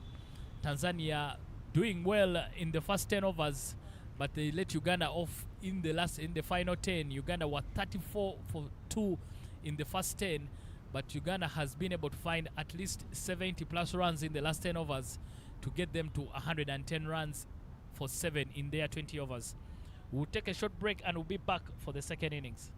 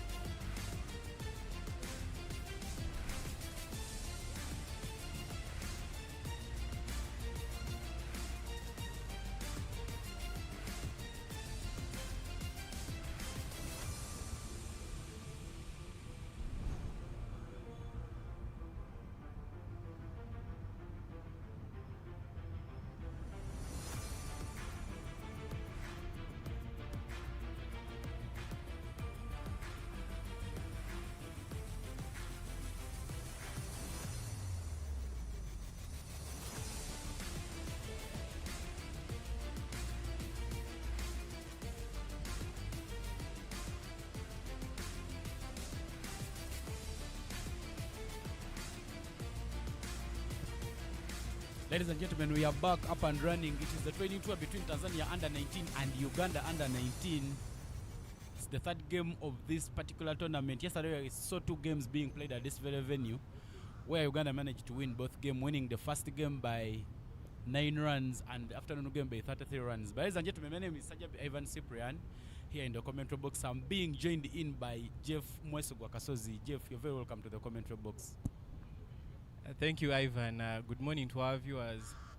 It's a beautiful day for cricket at Lugogo Cricket Oval, and Uganda taking to the field to defend their score of 110 for 7 in 20 overs. Ivan, what do you think will be Tanzania's approach to this chase?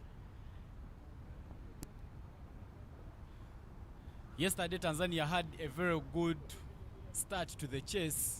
They were moving very, very well, but the issue has been how they've been losing wickets in the power play. In the morning game, they lost 5 wickets before the end of the power play, and if they could maybe work around and try to make sure that they don't lose those early wickets, maybe they stand a chance of picking up a result in the match.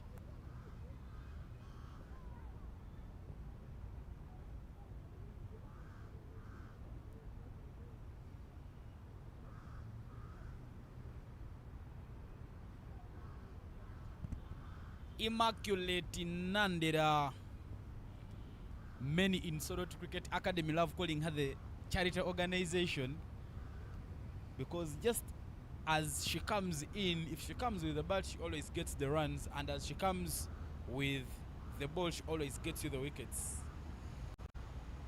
Student at Olida High School will be opening the bowling there for Team Uganda, and the opening batters in there for Tanzania: Zuhura Mashud, the left-handed batter, alongside Lateness Eliud.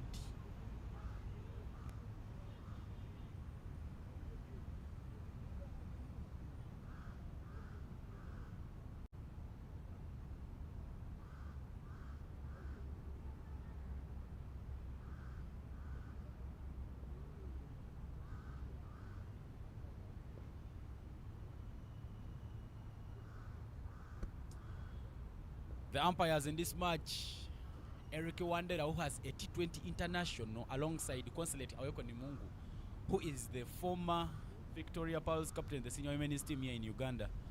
But Nanda Immaculate is off with the first ball.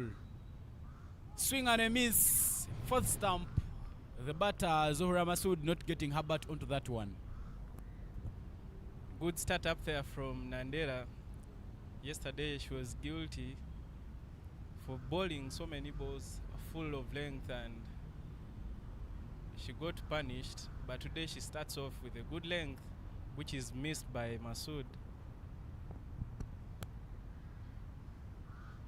Now this one gets the blade, half chance there to the covers. There's chance to run out. The wicketkeeper makes the throw to a wrong end, but it pays off as Uganda picks up a first wicket off the second deliver of the innings.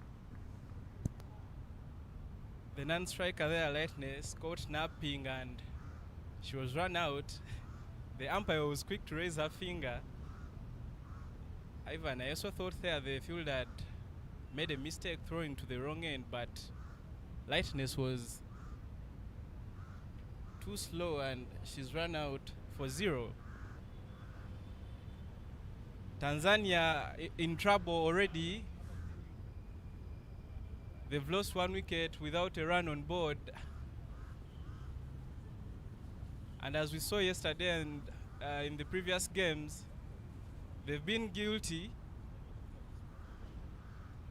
of poor running between wickets. Team Tanzania lost 4 wickets to run outs yesterday, and they've already lost the first wicket to a run out today. They should look at improving their calling between wickets.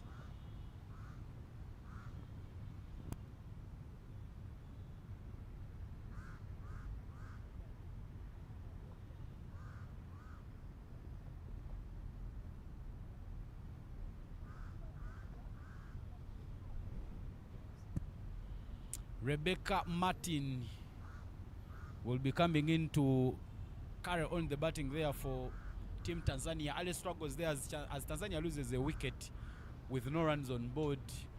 the problem for Tanzania has not always been the wickets column, I beg your pardon, the runs column, but the rate at which they lose wickets is so worrying.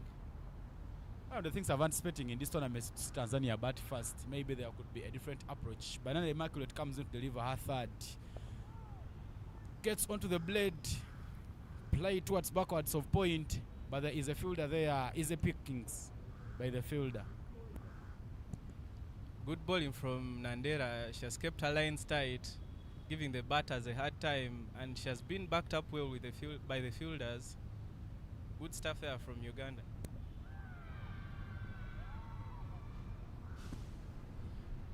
Hits the woodwork, and Uganda celebrates the second wicket. Immaculate Nandera, the charity organization, still doing work here for the baby Victoria Pearls. Loud celebrations there for the girls in the yellow and red. Uganda celebrates a second wicket.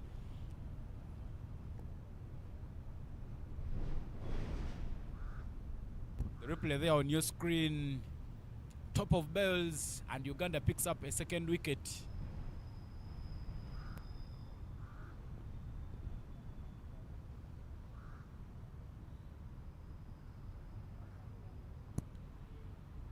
Team Tanzania in deep trouble. They've lost a second wicket without a run on board. It's going to be a long day for the rest of the batters. The remaining 8 wickets have to find a way of scoring 111 runs in 19.2 overs. Great bowling there from Nandera Immaculate.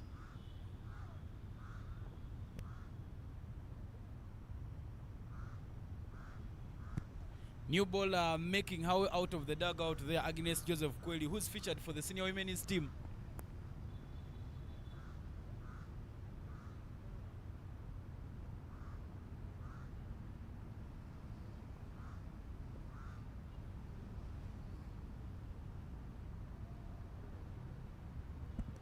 Another one there, gets the big swing there from Agnes Joseph.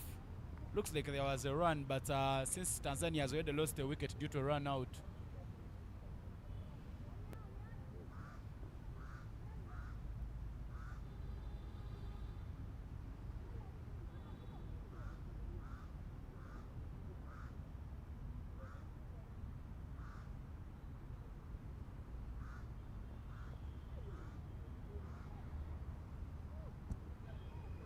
Work down to fine leg, and Tanzania picks up the first run on board. The first run on board comes as the first over gets onto an end. One over has been bowled here at Lugogo Cricket Oval, and 1 for 2 is the current score.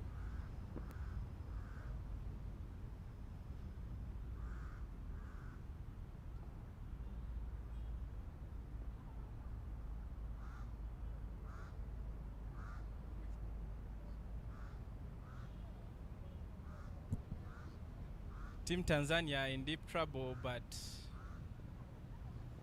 basing on yesterday's results, they bat deep.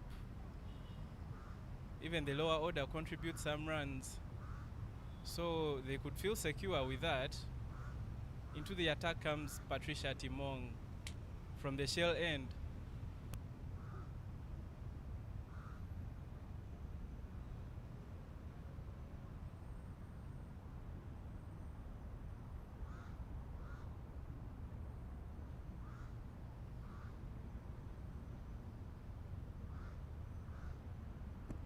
Tikabala Rashida, who plays her first game in this match, gets the ball there to bowl the second over for Team Uganda. Student at Jinja Secondary School and also player in Jinja Cricket Club. Will be coming in to deliver her first over. She is a right arm seamer who received the first time call up to Uganda under 19.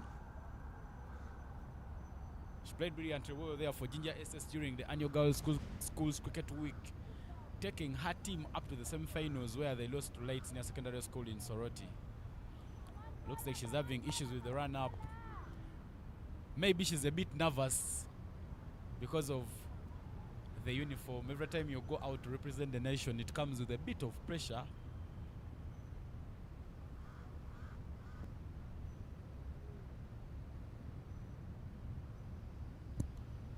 What an opportunity for Tikabula to show what she can offer to the nation.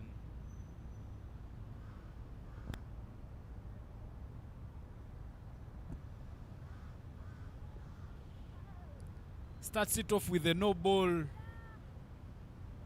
Looks like there is an overstepping there from Rashida Tikabula. As earlier spotted by Ivan, it seems that Tikabula struggles with her run-up and already guilty for overstepping. Free hit to Team Tanzania. A chance for the batter to free her arms and get going.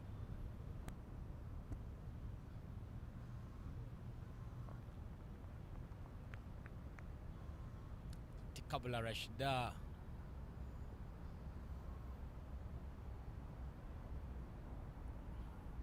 In our domestic league, she plays for Ginger Senior Secondary School Cricket Club, and in the most recent game that she played in last weekend, she picked up 2 wickets when Ginger SS was taking on Tornado Bees at Ginger SS Cricket Oval. 2 wickets went to her name. Big swing there, flashing blade. Nandira Immaculate drops her body onto the ground, but she will manage to keep it at only 2 runs. Brilliant stop there from Nandira. That was a great shot from Agnes with Tonofa, and she flashed at the ball only to be intercepted by Nandira Immaculate, who seems to be in a bit of pain.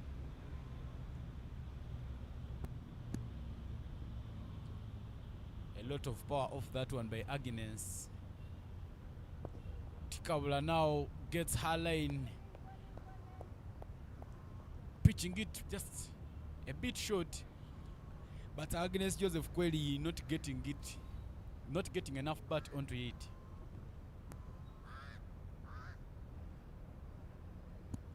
Good recovery there from Tikabula after struggling with her run-up. Managed to get a dot ball for Uganda.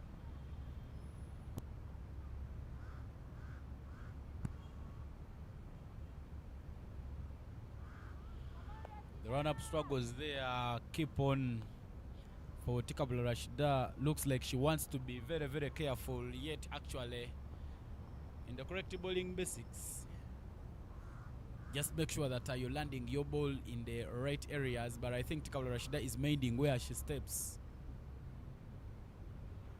Receiving some support there from 2 of her teammates, Marisa Ariokot and Akurut Asmin, who have both played for the senior women's team and we are both in the World Cup qualifiers in 2022, so they have a bit of experience. We are guiding her maybe to reduce her run up. Jimia Mohamed Abdallah, the captain, also walking in to make sure that she gives the support she needs to her bowler. Some confidence talk. Try and show her that she's giving her the necessary backup. 4 for 2 after 1.2 is what Tanzania has at the moment. Another one blushes the pads, and no is the call from the umpire. The sound took the fielders into an appeal, but very, very standby there, constantly Aweko Nimungu, the main umpire. Team Uganda appealed in unison. They thought there was bat onto that. This time this is dropped short, down to 1, but not enough bat onto it. Towards short fine, and Tanzania will pick up a single.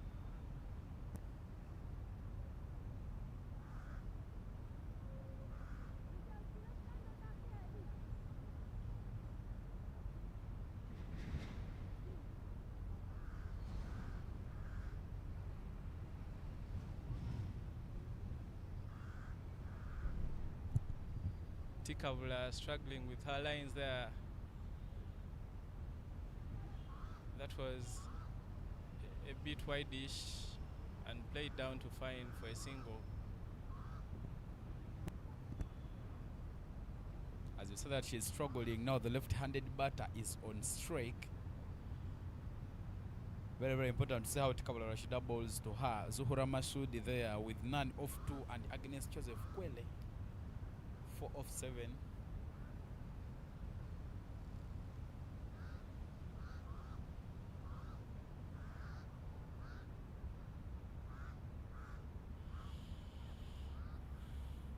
It's the training tour between Uganda under 19 and Tanzania under 19. Games being played and broadcasted live from Lugogo Cricket Oval. A bit full there. Sambat onto it, but that's straight to the fielder. Akurut Asmin is a pickings and Tanzania does not take any run.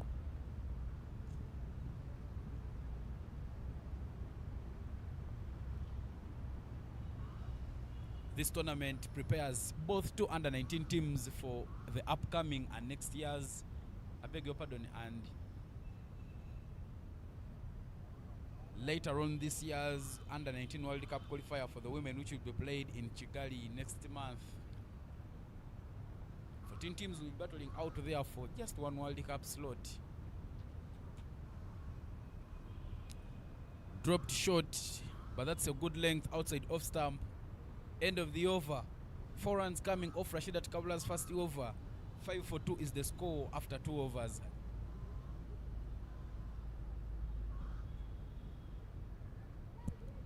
Yes, Ivan, Tikabula managing to finish strong with 2 dot balls to the left-hander, who's yet to get off the mark. Uganda will be looking at picking more wickets in the power play to notch up a 3rd win in the series.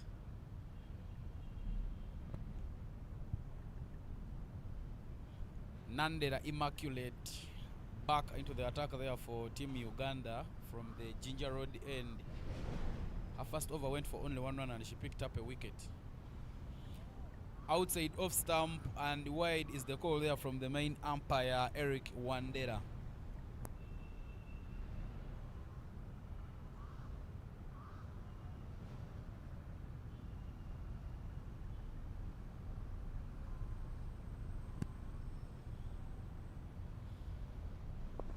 Another outside off stump, flashing blade, beats the fielders inside the circle. That is racing to the boundary. Some good collection there. The fielding in pairs, and Uganda manages to save a boundary, and they would only pick up 2 runs. Impressive fielding there from Team Uganda. Yesterday they were guilty of letting a few run through to the boundary, but Erox there chased the ball and saved a certain 2 runs. Looking at the replay there on your screen, ladies and gentlemen, Eroda Eriks running with Naulimesha Diaglingish, and they managed to save that one.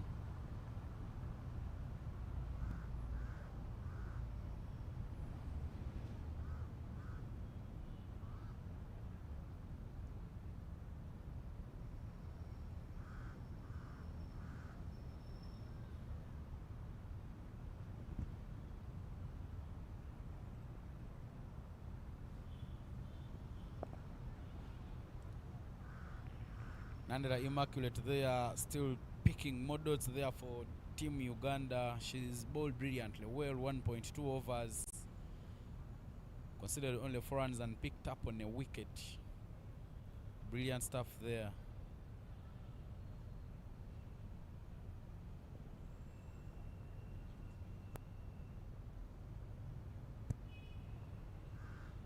Another one dropped a bit short. Soft hands there from Agnes Joseph Kweli, and no run is taken.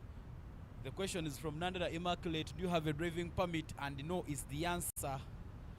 Brilliant bowling there from Immaculate. This is what you'd love to see from your opening bowler, bowling those hard lengths. Another one dropped a bit full to the pads. How is it is the call? Some loud appeals there, but looks like that was going down the leg. And a bold no is the call from the umpire, as Nandera Immaculate continues to pick up dots.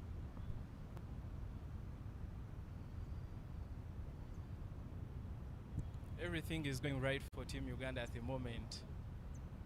Tanzania having 8 runs only. Another one worked to the onside, but no run is gotten off it. Nandela Immaculate there. The last 4 deliveries have been dots. 3 runs coming off the over. 8 for 2 is the score after 3 overs here at Lugogo Cricket Oval. Ladies and gentlemen, from wherever you're watching it, is the training tour between Tanzania under 19 and Uganda under 19 as 2 teams get ready to go for the World Cup qualifiers, which will be played in Kigali later on next month. Uganda having won the toss in this one, they have opted to bat first and scored a total of 110 runs for a loss of 7 wickets in the 20 allotted overs. Tanzania is on with the chase. Some replays there on your screen. Brilliant fielding there from Eroda Erex and Shadia Nabulime Glingish.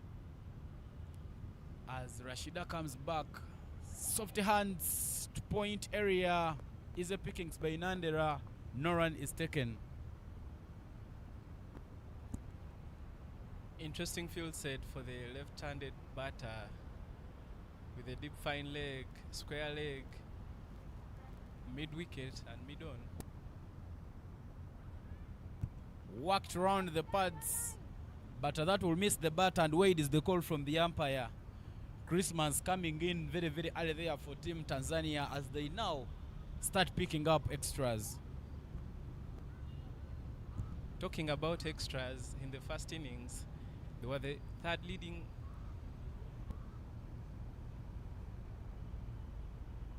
Another ball wide called by umpire Konsi Nimungu, standing in her first international game.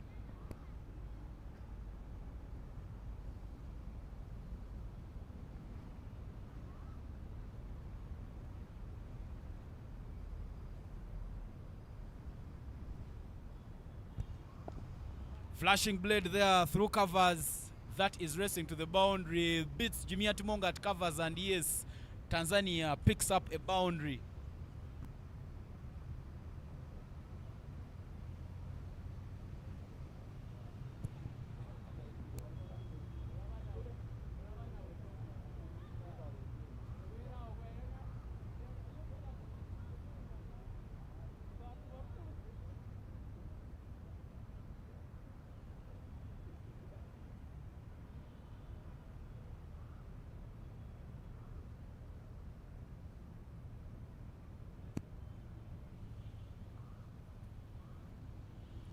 Another one, another extra there. Tanzania under 19 receiving Christmas coming to them. In their innings, they gave out 17 extras. Uganda also paying back the generosity. They've so far given them a total of 5 extras so far in this match.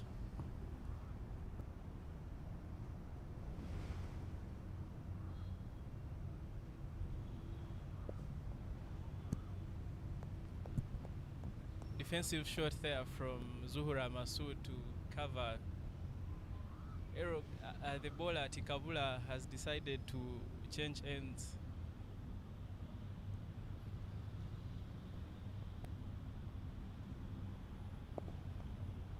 Another one there, work to the onside. But no run will be taken there. I beg your pardon, only 2 runs will be taken there. Looks like that was racing to the boundary. But funny scenes happening here at Lugogo Cricket Oval.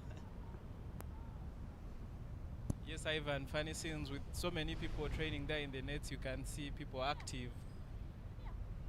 Some balls have gone astray, interrupting our play.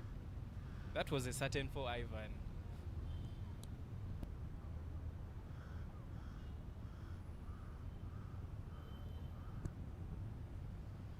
A bit full there to the blade of Zohra Masudi. Play to covers. Jimia Mohammed, I beg your pardon, Patricia Timonga is there to pick up.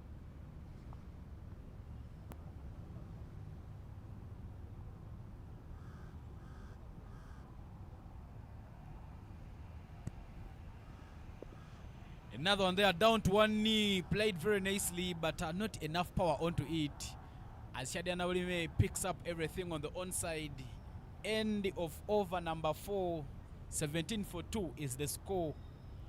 Rashida Tukabula currently one of the scorers who are leaking more runs. She's affordable 2 overs and conceded 13 runs. It's been Nandera Immaculate who has been doing the damage control on the other end. 17 runs partnership of 20 deliveries there by Zuhura Masudi and Agnes Joseph Kwele. Zuhura contributing 6 of 8 and Agnes Joseph 6 of 13. Uganda will take a change in the bowling attack. Asumin Akurut, she's done brilliantly well with the bat, posting a total of 20 runs during the innings of Uganda. But now it's time for her to come and make sure that she picks some runs. I beg your pardon, she picks some wickets there for Team Uganda. Yes, good change there from the captain. Asumin yesterday got the breakthrough when Tanzania seemed to be motoring, and Uganda will be hoping she does the same today. Asumin to Agnes.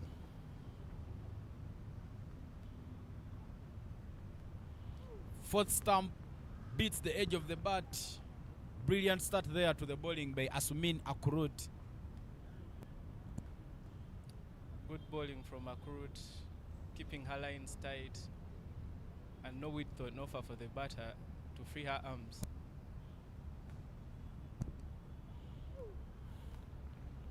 Another one swinging outwards. What a delivery there from Asumin Akurut.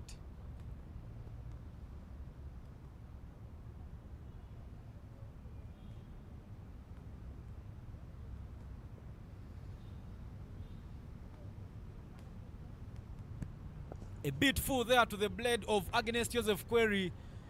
Every full toss should be punished, and yes, Asumin Akurut receives a punishment there from Agnes. Asumin guilty there. I think she tried to take the pace off, but ended up bowling it a full toss, and it was punished through the mid-wicket region.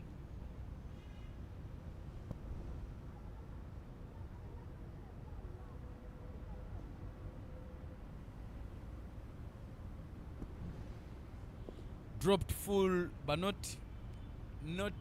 with a lot of power. Good recovery there from Asumin Akurut as she picks up a dot.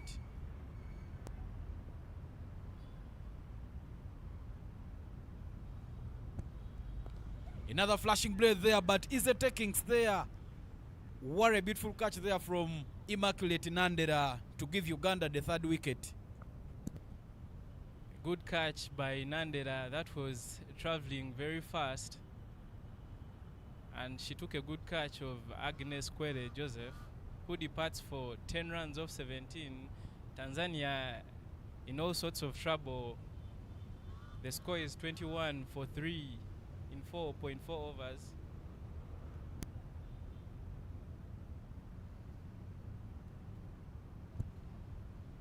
As you can see in the replay there, ball bowled a bit short, and she tried to cut it through the point region, but the fielder there gladly takes the catch. Asumin Akurut does the work for the captain, picking up a wicket. Just like in yesterday's game, when she got to the ball, she picked up a wicket in her first over. Asumin Akurut replicates the same good performance. Some width onto that one. But Agnes Joseph Kweli not beating the inside, the fielders in the inner circle. The new batter they're walking in to bat for Team Tanzania is the captain herself, Gabriel Jennifer. At the toss, she said she would have wished to bat first, but toss did not go her way. Now here she comes to bat, try and make sure that she chases, maybe picks up a victory for Team Tanzania. A bit full soft hands, no run.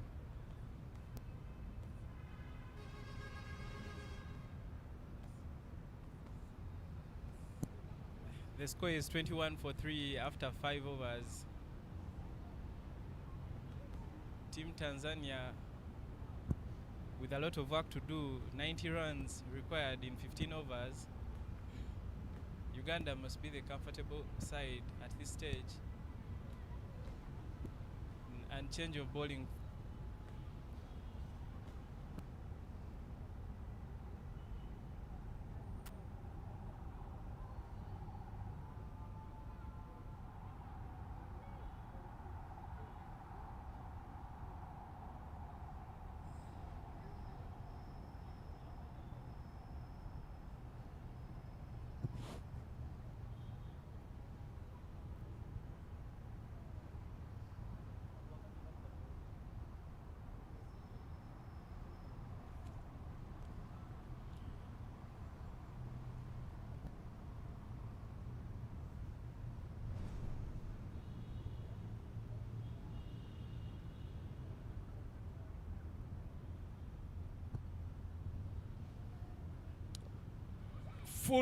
Full face of the bat, and Timong Fiona Patricia strikes on her first ball. Good catch there from the fielder at fly slip. Timong giving us animated celebrations. Must be elated picking up a wicket on her first ball. It was a full ball, but outside of the batter Zuhra, guilty of throwing her bat.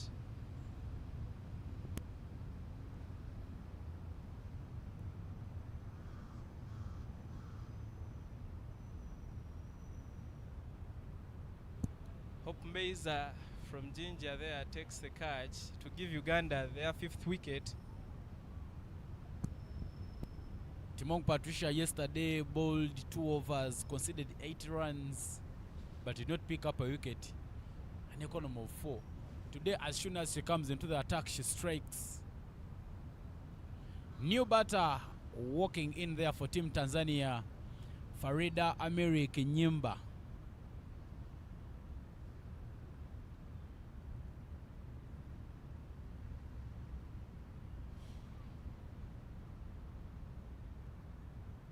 Farida Amiri there, one of the prime bowlers, one of the bowling all-rounders in the Tanzanian team, will come into bat at this moment. During the first innings, she held the ball, didn't have a lot of work. Didn't do a lot of work because she didn't pick up a wicket for her team. 4 overs, considered 26 runs. Maybe she could compensate with the bat. Yes, Ivan. It's time for Farida to dig in deep and pick up runs for Team Tanzania and give them a chance at picking their first win in this series. Timong to continue from the shell end. Slow ball there from Timong Patricia.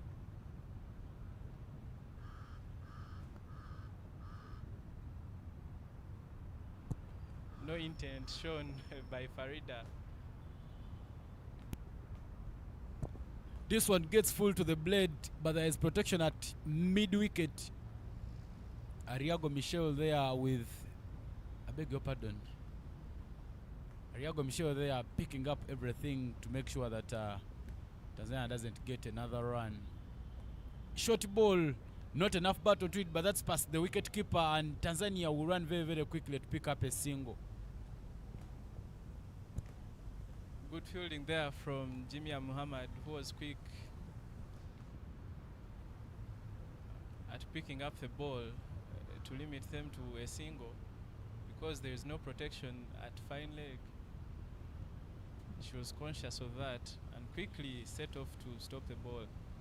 Yeah, yesterday Farida and Jennifer, those 2 batters there in for Team Tanzania in the morning game, they had a partnership of 53 runs.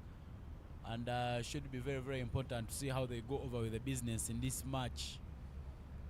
Farida yesterday was run out, and maybe that's one of the things that helped Uganda to pick up a victory. Should be important to see how they play today. Big swing there, beats the fielders. Jennifer Gabriel picks up a boundary there for Team Tanzania. Good batting there from Jennifer Gabriel, picking the gap. 4 runs between point and gully.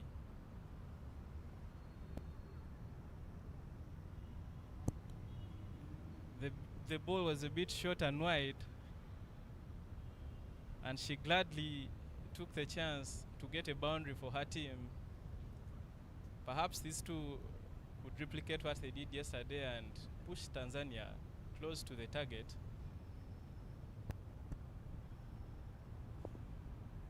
Tanzania has gotten just 3 boundaries so far, but that marks the end of the 6th over.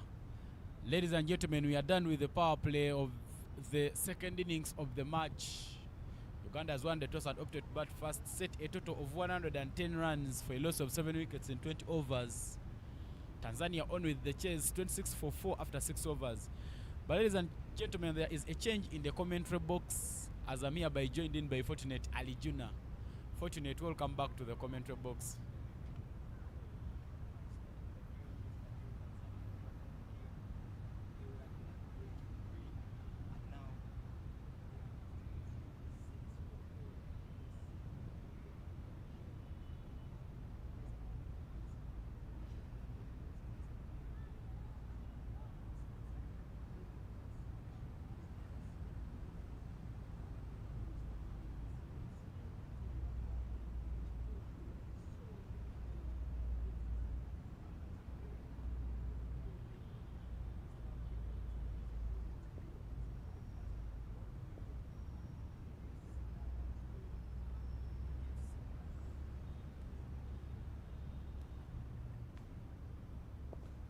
Slow ball onto the blade of Farida Amiri, but no run is taken.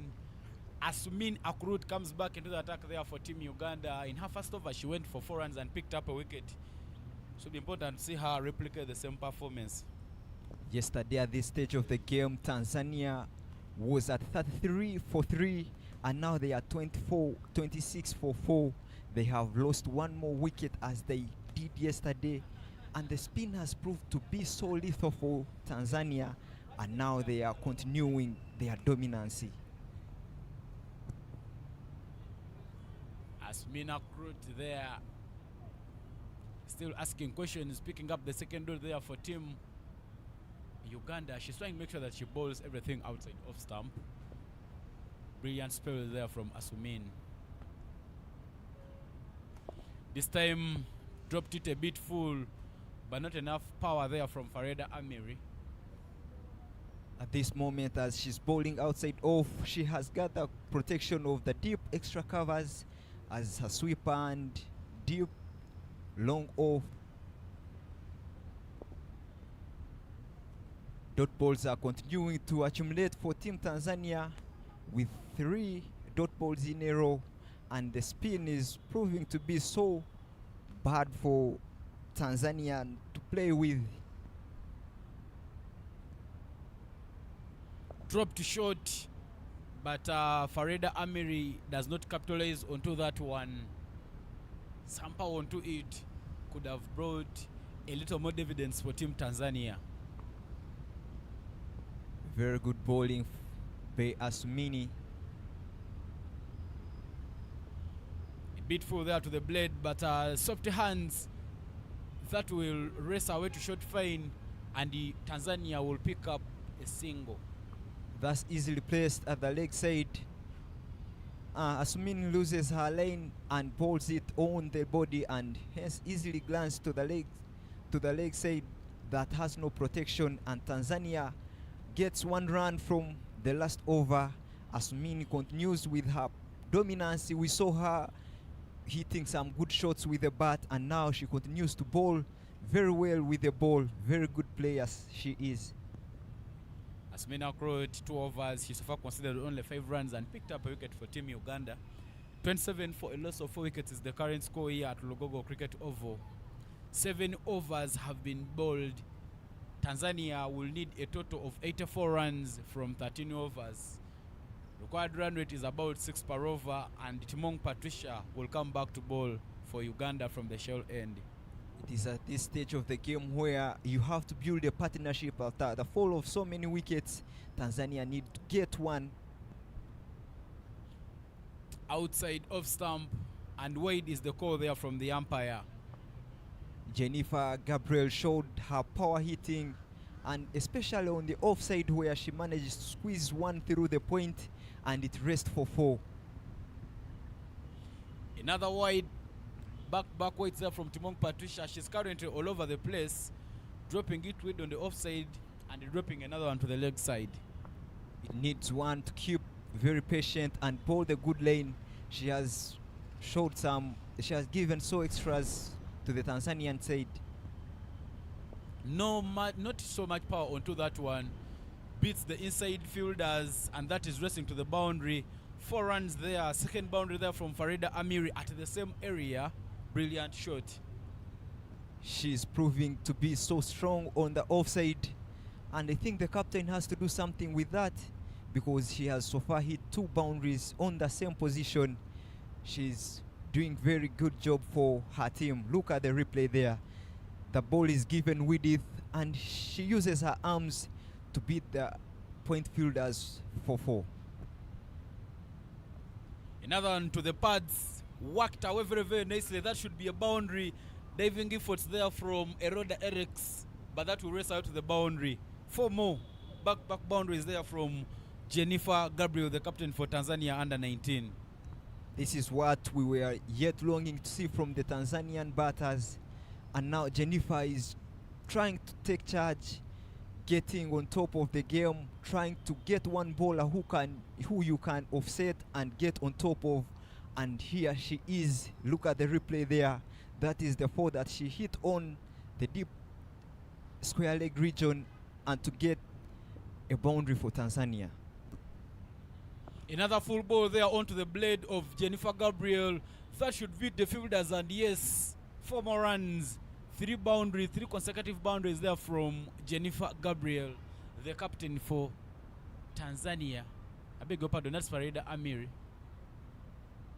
with the 3 consecutive boundaries there for Tanzania. Yeah, that's the problem for Team Uganda. The deep square leg fielder has been set to the left and sent to the right. Back-to-back 4s on the same position. That was a loose ball, pitched full, and hence punished for 4. Slow ball there from Timong Patricia. Farida Amiri Kinyumbi was the top run scorer yesterday in the morning game between Uganda under 19 and Tanzania under 19. She scored 33 runs off 35. Looks like she's headed to replicate the same good performance. 14 of 13 so far for her. Brilliant bowling. Another one dropped short. Soft hands. That is sent towards square leg. And Tanzania would love to go for 2, but they will settle for 1. The throw not going to the right end. That could have turned out to be very, very costly for Team Tanzania. That's a very good comeback by the bowler. She manages to get a dot and a 1 in the end. It has been very good use of the wrist by Farida, and she gets one at the short fine leg. Outside off stump, and wide is the call from the umpire. Tanzanians are very hard on any ball that is outside the wicket. They use their mighty to hit that ball, because even if they lose or they don't time the ball, they don't get bowled out. Work down the pads there to mid-wicket area. Tanzania will get a single very, very quickly, and that single will mark the end of the 8th over. 43 for a loss of 4 is the current score here at Lugogo Cricket Oval. Ladies and gentlemen, it is the training tour between Uganda under 19 and Tanzania under 19. So far witnessed 2 games in this particular tournament. The partnership between Farida Amiri Kinyumbi and Jennifer Gabriel has started to grow up. They currently have 23 runs from 17 deliveries. Brilliant stuff there. It should be important to see how they go on with the business. There will be a change in the bowling attack there for Team Uganda. Apoloti Patricia will come in to bowl for Uganda from the shell end. The previous over went for 14 and it was very expensive for the Tanzanians. They maximized it and brought the total to 44. We have yet seen 43 extras in since the game started, and those dot balls, rather 43 dot balls, and those dot balls are very bad at this stage of the game. Drop some hands onto that one. There is a field at extra covers. Tanzania will pick up a single. Looked like there was some chance of getting two because there was a fumble in the deep. Given Widith, and she uses her feet and cuts the ball to the deep extra cover region, and there was protection good enough, and she manages to only get one run. Very good play. Another flighted delivery there, but it gets some turn. Upload Patricia ball some leg spin. This time no power onto it, but she manages to pick up a dot for Team Uganda. And again, some width, but there is protection in two covers. Not enough power there coming from Farida Amiri. Patricia was so deadly yesterday, as we saw. With less pace on the ball, she managed to pick several wickets for Tanzania.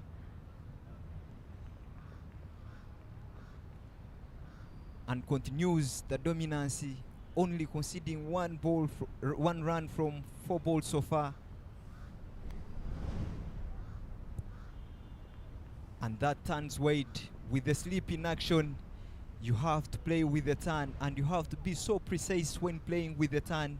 You have a split fielder in position, and the point, you have to time the ball so perfectly.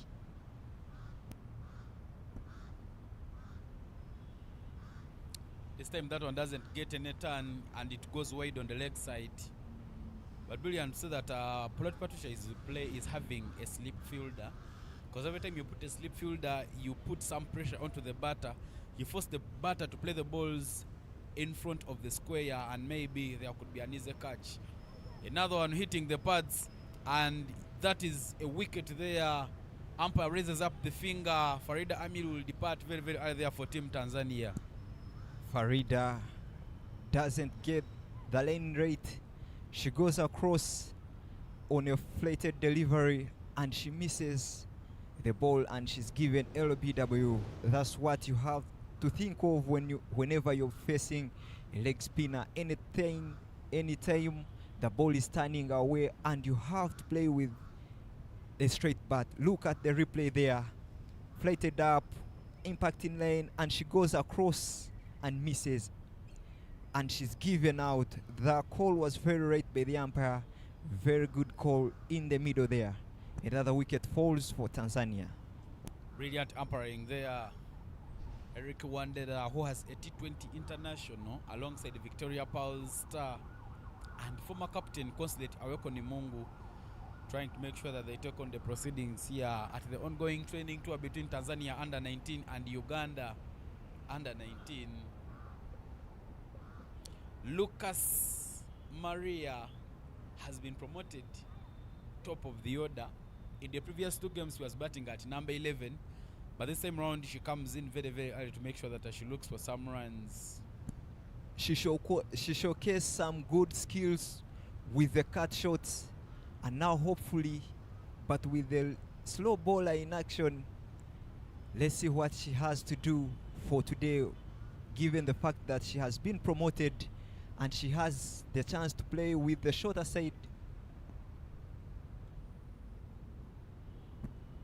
That was a very decision made by the coach and the captain to bring in the left-hander batter, such that to take on the leg spinner who will be turning the balls into her. It's a very good decision that has been made.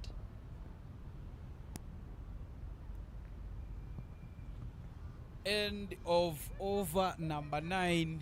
48 for a loss of 5 is the current score here at Lugogo Cricket Oval. Very well bowled by Patricia, only conceding 4 runs from that over and picking 1 wicket. A wicket which was turning the game the other way around, because the previous over that was bowled before Patricia went for 14 runs, and now she has picked a wicket and brought back the game to their side. Very well done. Now the question is, would there be a partnership made between Maria, Lucas and Josephine Gabriel? That's the thing that has to be done at this stage of the game. Uganda makes another change in the bowling attack as Michelle Ariago comes in to bowl from the shell end.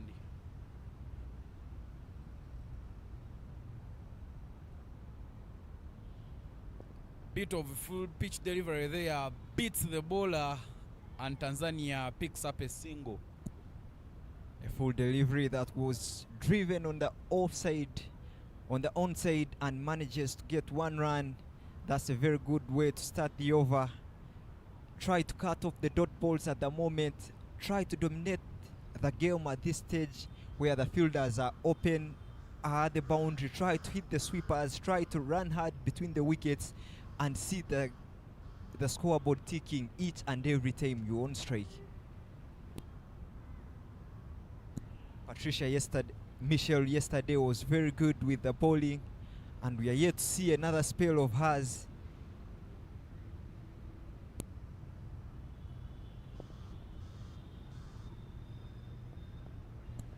Another dot ball there in the mid wickets, easily played with the wrist to the mid wicket region and manages to get no run. Lucas on strike facing Michelle.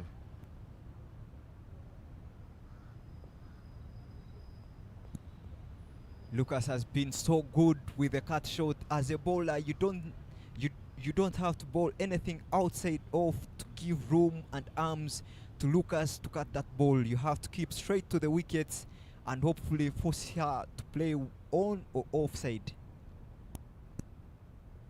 Still outside off stump, but that is close. That is at the 4th stump. Lucas misses it. Again goes for a cut shot but doesn't get the timing right because the ball was straighter, almost outside off. That one beats the fielder. The running there, very, very quick. But the call wasn't very nice. Looks like the batters were taking a rest at their respective ends, mostly the non-striker. But Tanzania manages to pick up a single. That was a very good throw in the end. Throwing to the keeper, almost chest, rather waist level. That was very good piece of fielding. Dot ball to mark at the end of the 10th over. 2 runs coming off Michelle Ariago's first over. We are done with 10 overs and remaining with more 10 overs. 50 for 5 is the current score for Tanzania under 19.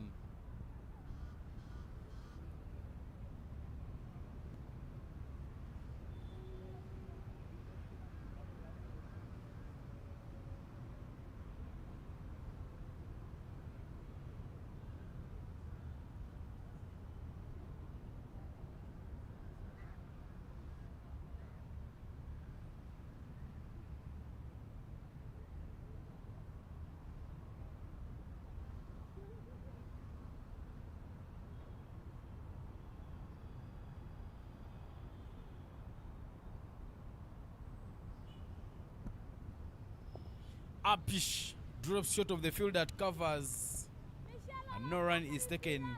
Apollo Patricia comes back into the attack for Uganda under 19. Lucas has to be aware of the flight of the ball and has to use her feet. Another flighted delivery, but that will be played to extra covers. There is protection, and only a single run is taken by Tanzania. Whenever you give Lucas room, she will always cut, and she has always cut. That's how good Lucas has been. Now it's the leg spinner up against the right-hander. Down to one knee, that is pierced, but there's a fielder at extra covers, at deep mid-wicket, who manages to save Uganda from conceding another boundary. But what a brilliant show there from the captain for Tanzania under 19. Very good piece of play in there. Look at how she waits for the ball, sweeps perfectly against the turn, but there is protection at the end. Very good piece of fielding, body and soul. There is backup there. The throw is right and only gets one run off a beautiful shot. Very good shot played there. And again, brilliant stuff there from Apollo Patricia, recovering with a dot ball. After that strike from Jennifer Gabriel. These are the overs where you have to keep calm. Another one there, worked round the pads, but there is a protection. The fielder is beaten. Tanzania there, the yes, no call, and that is a wicket. Jennifer Gabriel there miscommunicating with Lucas Maria. A brilliant throw there from Eroda Eriks in the deep. The wicketkeeper Jimia Mohamed Abdallah does no mistake, whips off the bells, and Tanzania loses another wicket. Oh my God, that couldn't be premeditated. That was not thought and was not called for at this stage of the moment, where the captain herself was taking charge and was leading from the front. But in the end, she gets out on a run out off the fumble. Look at the replay there. That was a very good shot, hitting the ball with the turn. There was a bit of fumble. She manages to pick and throw to the right side of the field to the wicket keeper. The captain was midway to the wickets. There she was nowhere close to the run, and she's run out. Yeah, a comment of errors there as Tanzania loses the 5th wicket. Tanzania started crumbling. It started raining wickets here at Lugogo Cricket Oval. So the partnership between Maria Lucas and Jennifer Gabriel could have helped Tanzania to maybe put a little more runs on the board. Unfortunately, they are quickly 52 for a loss of 5. We are now getting to the down order batters, as half of the batters have been sent back to the dugout. These batters need to hold on with a lot of brilliance to make sure that maybe they push Tanzania closer to the winning mark. But the new batter there is a debutant playing her first game in this series, Joan Jackson.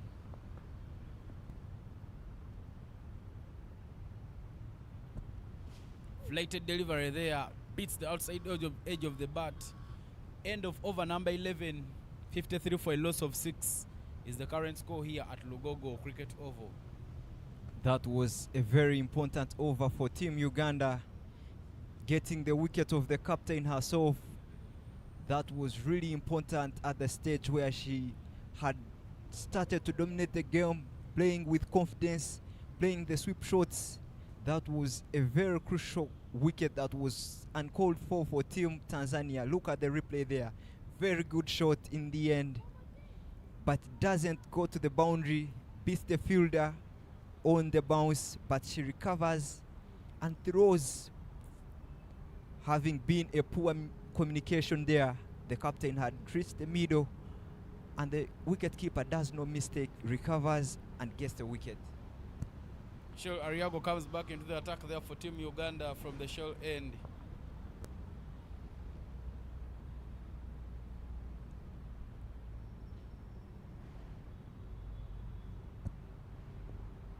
Soft hands. Another dot ball there for Uganda. Much needed, as you need to be picking up dots to make sure that you don't let your enemies go away with the victory.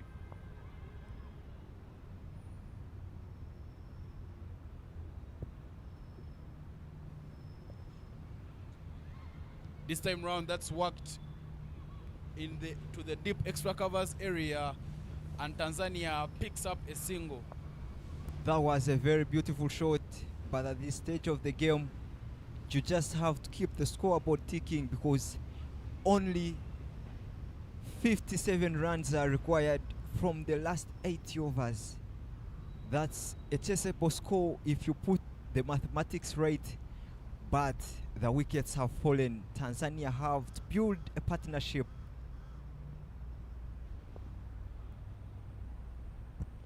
For all the games that Tanzania has played, the issue has not always been with the runs. They've always kept the game where they could easily win it from, but they keep losing wickets in quick succession. Soft hands, but that falls short of the field that covers. With no pace on the ball, that doesn't give speed after being played. You have to use might and energy to clear that ball and hopefully get a run. That's the end of the 12th over. Only one run conceded in that over. Yeah, brilliant bowling there from Michelle Ariago. 12 overs have been bowled, and 54 for a loss of 6 is the current score. Patricia Apolot will come back there to bowl for Team Uganda from the Ginger Road end.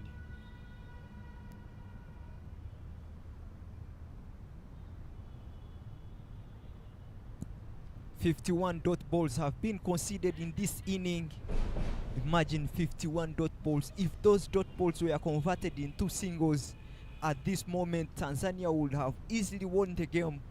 But the conversion of dot balls to singles have failed in this inning. That's something that the coach and her players need to work on, because so many dot balls.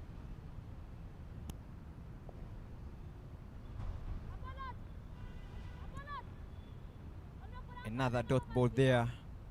Patricia bowling to the left-hander. The ball is turning into the left-hander with only one fielder on the onside of the left-hander. Let's see what she has to do. Worked down there. That will go in the vacant area, and Tanzania will pick up a boundary. Brilliant looking shot there from Maria Lucas Masawe. That's the thing I was just talking about.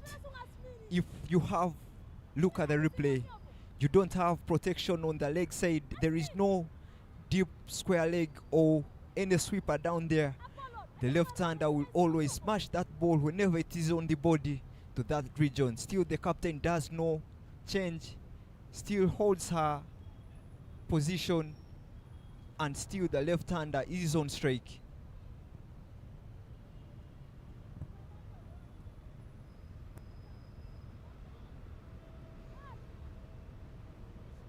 There is some communication in the middle. I don't know what they are trying to think. The umpires are talking to each other. I don't know what they are talking about. Could there be a field change? Could there be a substitution? Something wrong with the fielder. A new fielder comes in.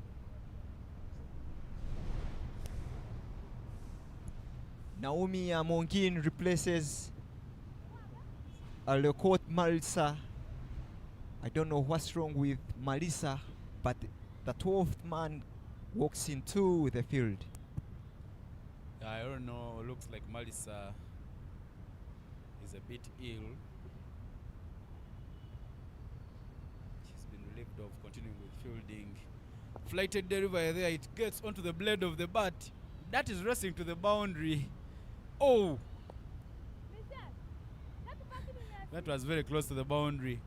But Akurut Asmin manages to make sure that she keeps Tanzania to only 2 runs. Lucas has just been promoted up the order, but she's proving to be so good, playing both on the offside and the onside. We've seen a couple of shots on the offside. Now the other shots on the offside. Another shot of power there to the extra covers. Lucas Maria Masawe has proved to be one of the good players of spin in the Tanzanian team.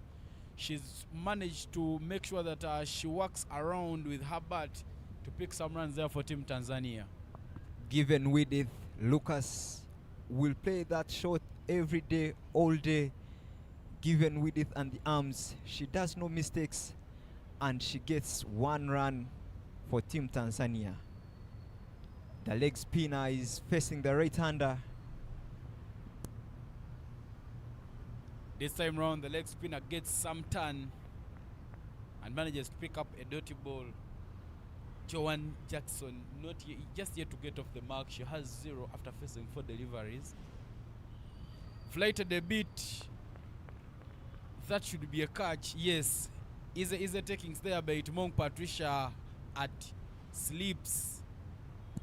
That's the challenge that comes with the right-handers facing the leg spinners, with the ball turning away from the right-hander. What needed to be done by Jackson? She would have waited and played with the turn, given the fact that there was a slip fielder there. Look at the replay. Opens the face of the bat and throws the arms to the ball, and she nicks it to the slip. The slip fielder does no mistake there and takes an easy catch. Jackson departs for 0 after facing 7 deliveries. Another wicket falls for Team Tanzania, and Uganda are yet into the game again. But the game is never done until it's done. This is cricket.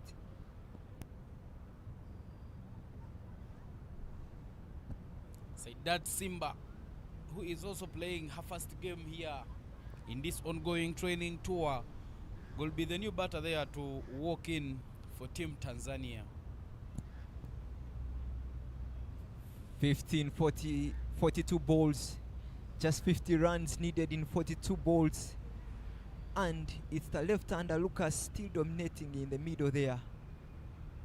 Let's try and see what she does. Can she lead from front and drive her team to victory?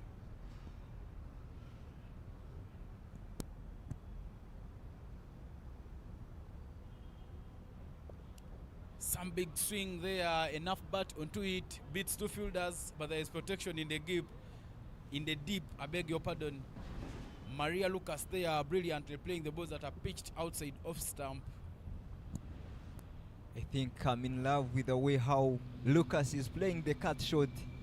You know, it's not too common to see players cutting the speed. It needs very good arms, very good timing, and Lucas does no mistakes. We've seen a couple of cut shots there. Very good play. Saidat Simba there with some softy hands. 62 runs on board there for Team Tanzania for a loss of 7 wickets after 13.2. Michelle Ariago there continuing to ask questions to Saidat Simba. Brilliant stuff. Simba has just come in. She needs to get her eye in, and the spinners are on top. Another stop there. Another dot ball. Pressure is mounting for Simba. She needs to get off strike. There is position on the leg side. A very big gap, and she manages to go off strike. That will relieve pressure on her after getting off strike. Yeah, Maria Lucas has been in there for some time. She's first faced 17 deliveries. So what Saidat Simba needs to do is to make sure that she tries to put Maria Lucas on strike, because Maria Lucas has been playing so well. The balls are dropping outside off stump. So every time you give her strike, you chance her to get some more runs there for Team Tanzania.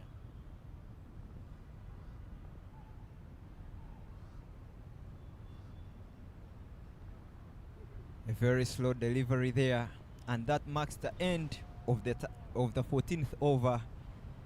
Lucas, the question is, can Lucas drive Tanzania home? Can they still do it with just 3 wickets left for Tanzania, and they need a couple of runs, 48 runs from just 37 balls? That seems very easy to do when you put the calculations right, but the wicket column is lambing. Uganda continues to dominate. Spinners are on top. Few runs are coming off the spinners, and Lucas needs to take charge with Saidat in as a new batter. A partnership here can prove to be something good for Tanzania, with protection at the boundary. 4 fielders, 3 on the on side, 1 on the offside.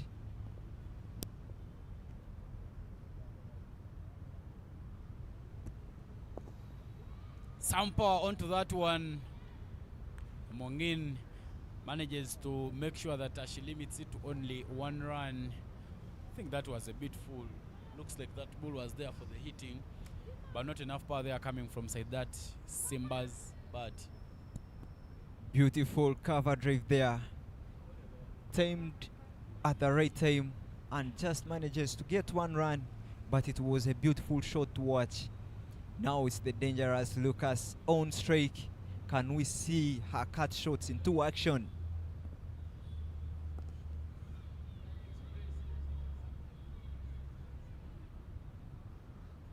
Another cut shot there.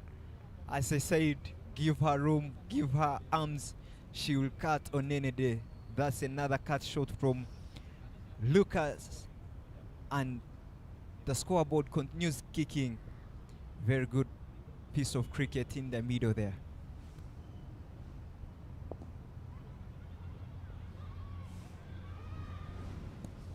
Look at that. Oh my God, a poor throw. There was a yes or no call in the middle there. There was very poor communication between Simba and Lucas, but the throw wasn't good. The throw was over the keeper, and Simba manages to go back and secure her wicket. Asmin is bowling very well at this stage of the game. Up in the air and she's gone. A very loose catch in the cover region there after falling short on a run out, and now she goes with a catch in the cover region. Another wicket falls for Team Tanzania, and Asmin continues to pick wickets. That is her second wicket of the inning. Tanzania now on the back foot. They need to do something for their team.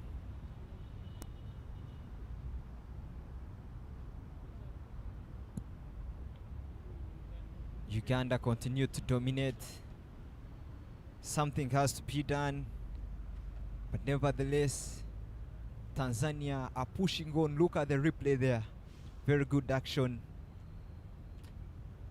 Oh, throws the arms onto the ball, and the fielder there does no mistakes, doesn't move, only gets the easy catch, and Simba departs for just 2 runs. It's a new batter on strike. England Joffrey, who is also playing her first game today. Yesterday she did not play any of the 2 games that they played. Will now come in to bat there for Team Tanzania. Uganda just 2 wickets shy of picking the 3rd and consecutive victory there in the ongoing series. Chance there for a catch, but that will beat the field at backwards of point, and that will race to the boundary there for 4 runs.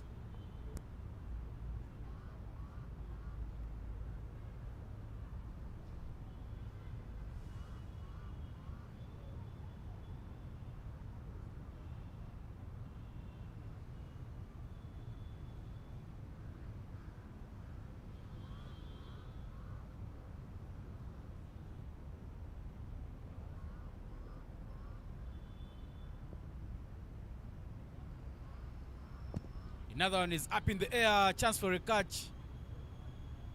Akurut Asmin, if she had folded that one a bit, maybe she could have taken a nice catch there to give Uganda the 9th. Geoffrey has been a victim of driving from the up. Even the previous boundary was drove from the up, but there was a chance, very little chance at the gully position, and now she falls short from the bowler, and that pushes the total at 69 for 8 after 15 overs. Just 5 overs left. As 5 overs are left, Ariago Michelle will continue the bowling there for Team Uganda from the shell end. Michelle Ariago has been so brilliant with her lines. She's been tidy, bowled 3 overs and only conceded 5 runs, yet to pick up a wicket. A bit of flight, not enough power from Maria Lucas. That's played with soft arms I think Lucas is waiting for that ball that just goes slightly outside the wickets and smash it through the offside. Beats the outside edge, close to fourth stump. That is a brilliant line there from Michelle Ariago. She has managed to notice that only Lucas is looking for balls outside off, and she has kept her line tight, slightly in the lane of the wickets or slightly outside the wickets, denying arms for Lucas. That one is worked down. It will go into the gap and Tanzania will pick up a single. Michelle loses her lane and bowls it on the body, and there is good footwork from Lucas, but there is a lot of protection on the leg side, and that was just stopped at the sweeper's end, and only one run to get off strike, and a new batter who has just scored 4 runs is on strike, Geoffrey. Yeah, Geoffrey came into the attack there for Team Tanzania and she went off the mark right away. There was half chance there for a catch, but she managed to pick a boundary of her first delivery. She will now take a guard for Team Tanzania. 70 for loss of 8 after 15.4. Tanzania needs 41 runs from 14.2 overs. 14.2 overs is about 26 deliveries. Very important to see how Tanzania goes over the business. Required run rate 9, every over about 10. Quick ball, flashing blade there. That will find the fielder in the deep, and Tanzania will pick up another single. That's very well played, but there is protection at the boundary. So far, 5 wickets out of 6 wickets that have, out of 8 wickets that have fallen, have been from the spinners. Look at that. The spinners have picked 5 wickets from the 8 wickets that have fallen. Look at that. 2 have been run out and only 1 wicket has been picked by the pace. Tanzania have to figure out on a way how to play out the spinners.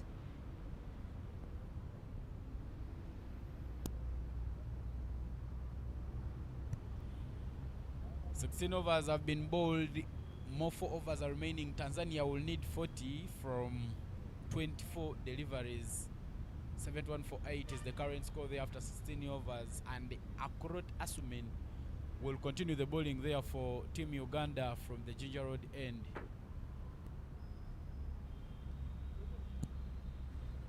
Now Tanzania need 10 runs and over. If the calculations are right, can it easily be done? She goes across the line and just misses by an inch. That was a risky shot to take at the moment. With a slow bowler bowling, you can't afford to go across the lane. Keep the simple thing straight. Play with a straight bat. Short ball, swing on the offer. The fielder who are fielding at covers are hanging on the circle. These 2 batters run very, very quickly to pick up a single. They've kept milking the ones and they've kept the scoreboard ticking. That's a very good run to take. Taking Lucas on strike. Lucas, who has been there for 24 balls, and now she has got her eye right, and now she is on strike.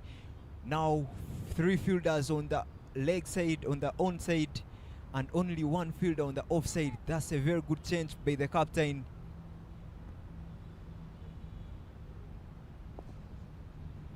Nice looking shot there from Maria Lucas. Very, very brilliant there from the youngsters. She beats the fielders and manages to pick up another single. But what a good off drive there. Lucas looks not to be on pressure. She plays every shot on merit. Very good shot in the end. The cover drive only done not so oftenly by players, but she only does it perfectly. That's a kind of player that we want to see at the top of the order, to try and not lose so many wickets by the Tanzanian side. I hope the captain and the coach themselves will look into this, having promoted Lucas on the top of the order in the previous games, and now she's dominating. Beats the inside circle, and Tanzania will pick another single. Nice looking shot there. Very good cricket in the middle, trying not to concede dot balls at this stage of the game, trying to keep running between the wickets and let things happen on their own. Very good piece of cricket. At this moment, Uganda only needs to protect their boundaries to see not any boundary conceded. The ones won't affect them so much, but will push them to the end of the game. Yeah, it should be important to see Tanzania bat out all their 20 overs. In the first two games that Tanzania has played so far in this ongoing series, they have not managed to play out all the 20 overs. So it should be very, very crucial to see how they go over with the business here. Looks like Maria Lucas and Geoffrey don't look like they will be giving out their wickets anytime sooner, as Asmin comes in for her last delivery. Outside of stump, soft hands, that is in the gap, racing to the boundary. The chase is on, beats the fielders. That should be 4 runs, yes. The umpire makes a right call there, but what a nice looking shot there from Maria Lucas. Just pressing it into the gap at third man, and she manages to pick up a boundary there for Team Tanzania. That puts the end to an over. Replay there on your screen coming up. Soft hands into the gap, beats Hopshila Mbeza, tries to chase it but doesn't manage to pick it. Tanzania picks up a boundary.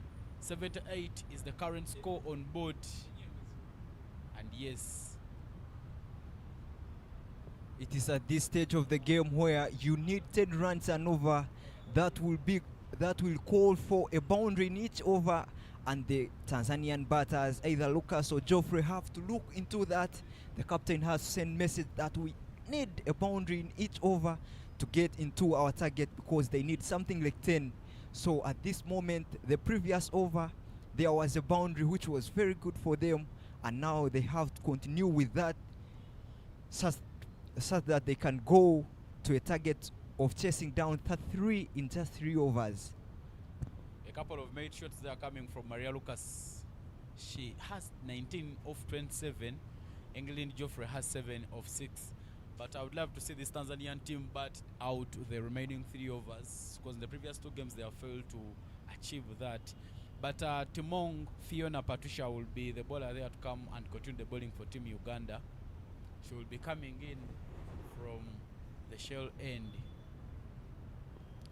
Big swing, but not enough bat onto it. It just gets to the bottom edge of the bat, and Timong Patricia manages to come back with a dot ball. She's been explosive in her first overs, going for 11. I beg your pardon, for 11 every over, considering 20 in only 2 overs. But down to the pads, tries to work it down to the leg side, but no run is taken. It is at this stage of the game where England has to just get off the mark, off the strike, and let Lucas go and try to get some runs. Dropped shot with some width onto it. That is played with a lot of power. A bit of fumble. No run is taken. Some appeal there for a run out, but brilliant umpiring there from Eric Wandera, who says that is not out. That's a very risky run to take, but very good piece of fielding. Look at the replay there. Goes hard on a short delivery. Very good stop. It must have nailed her, but good comeback and manages to secure her wicket. But the pressure is piling. 3 dot balls in a row. You need to get off strike. Another slow ball there, tries to work it down in the pads. It hits the pass, loud appeal, but no out is the call there from the umpire. Looks like that was going down the legs. She's trying to use a lot of her power, and yet the field on the onside is open. Drop and run. This time, this one gets onto the edge. It is racing to the boundary. Shadiana will be there with the chase, but 4 more runs will be scored there for Team Tanzania. Geoffrey and Maria Lucas have kept the scoreboard ticking, as now Tanzania has 82 runs. We are into the 18th over. The ends satisfy the means. She tries to play it on the offside. There gets an inside edge. The ball races for 4, and this pushes the required run rate at 13 and over. Another dot ball there. An easy way to finish the over. That was a very good over for Uganda, just conceding 4 runs in that over, where the required run rate was 11 per over. Now that continues the pressure for Team Tanzania. Yeah, required run rate now going to 14.5, 82 for a loss of 8 after 18 overs. Tanzania should be looking at just playing out to complete all their overs. We are remaining with 2 overs to complete the match and to complete the second innings. It is the third match of the 5 T20 series tournament here between Uganda under 19 and Tanzania under 19. 82 for a loss of 8. Tanzania there will need 29 from 2 overs, and Apollo Patricia is the bowler for Team Uganda from the Ginger Road end. Is this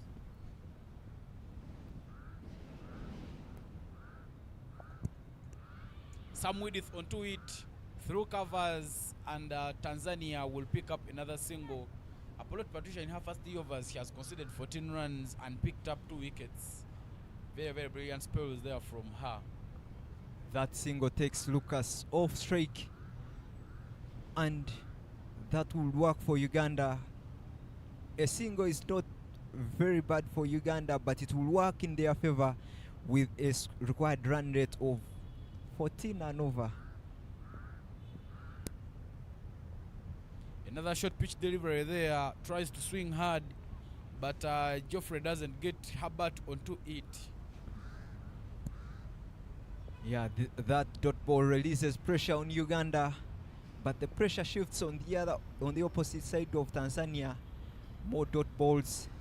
The higher the dot balls, the more the strike rate the required run rate increases, and now it is at 16. Soft hands beats the fielders. That is running away, but it doesn't have enough legs. Fielding in pairs, and Tanzania picks up only 2 runs. Beautiful shot, but with a slow outfield, it just manages to result into a 2. That brings a total of 85 runs for Tanzania. Tanzania still into the race. Another flighted delivery there, soft hands. That was there for a beating, but in women's cricket, these flighted deliveries tend to be a bit challenging for the batters. Patricia is intimidating Geoffrey to hit that ball with her protection on the boundary. This time round, she tries to play it with a lot of power. Uganda had made a field setting there which had created a chance, but Ariago Michelle puts the chance down. That is the dugout there for Tanzania under 19. The captain, Jennifer Gabriel, already dropping her head down to the table because Tanzania is at the verge of losing this one. They need 21 every over. They need 21 in 7 deliveries. I beg your pardon, they need 25 in 7 deliveries. Very hard to achieve as Apollo Patricia comes in to deliver the last delivery of half over spell. Balls it a bit quick, but it is worked down very, very nicely. There is protection at deep mid-wicket, but Tanzania manages to pick up a single to make it 87 for a loss of 8 after 19 overs. We are now into the last overs of the second innings and of the match, ladies and gentlemen. That single keeps Lucas on strike. Can she do something good for her team? Just 24 runs required in just 1 ball.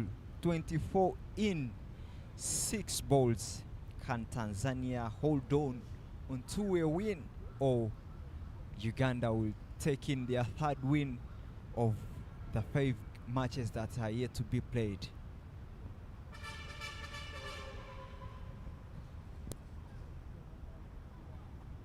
Riago Michelle, who has been faultless in her spells. I beg your pardon, that is Nandera Immaculate, who will come to bowl the last over of the match.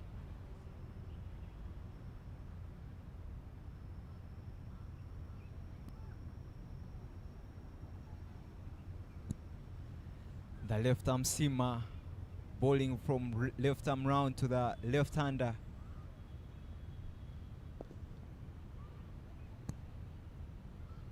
Nice looking shot there from Maria Lucas.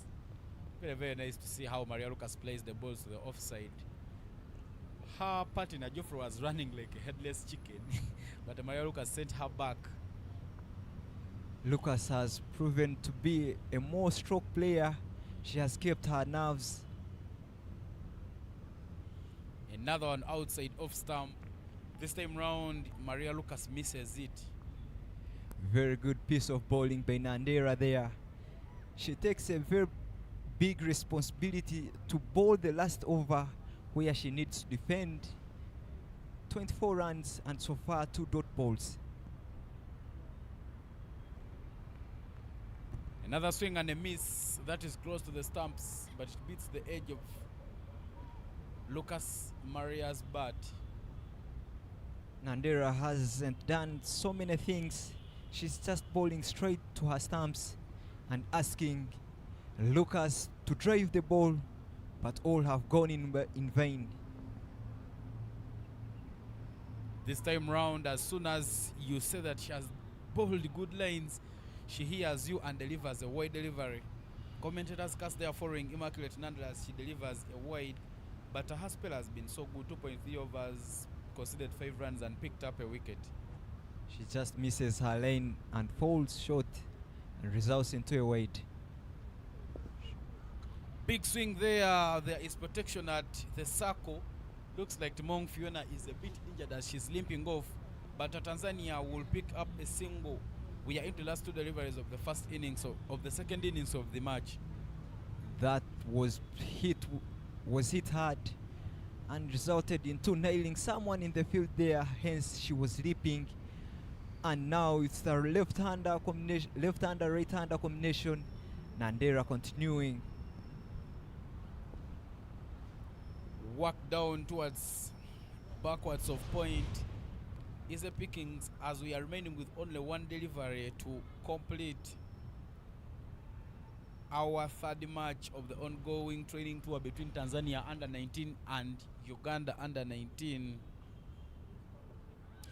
Boom! Wickets. Closes it very, very nicely there. Immaculate Nandera as she picks up a wicket to conclude the match. That was a very good spell bowled by Nandera, bowling 3 overs, conceding 6 runs. Look at the replay there. Bowled straight, tries to hit on the onside but doesn't cover the lane of the ball. There was very big gap between the ball and the bat. She doesn't reach for the ball and hence gets bowled. And that ends the inning for Team Tanzania, falling at 88 in 20 overs. Yeah, Uganda, they are managing to pick up the 3rd consecutive victory in the series. Brilliant stuff there, brilliant things to see. Uganda already victorious in the series as they get the win by 21 runs.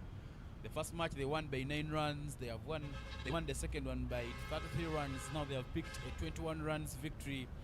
But looking at the top performers there in the match, I beg your pardon, looking at the batting card there for Tanzania, Zuhura Masudi 6 of 11, Agnes Joseph Kwele 10 of 18, Jennifer Gabriel Kimaro the captain 8 of 8, Maria Lucas Masawe being the top scorer in this one with 22 of 33 not out.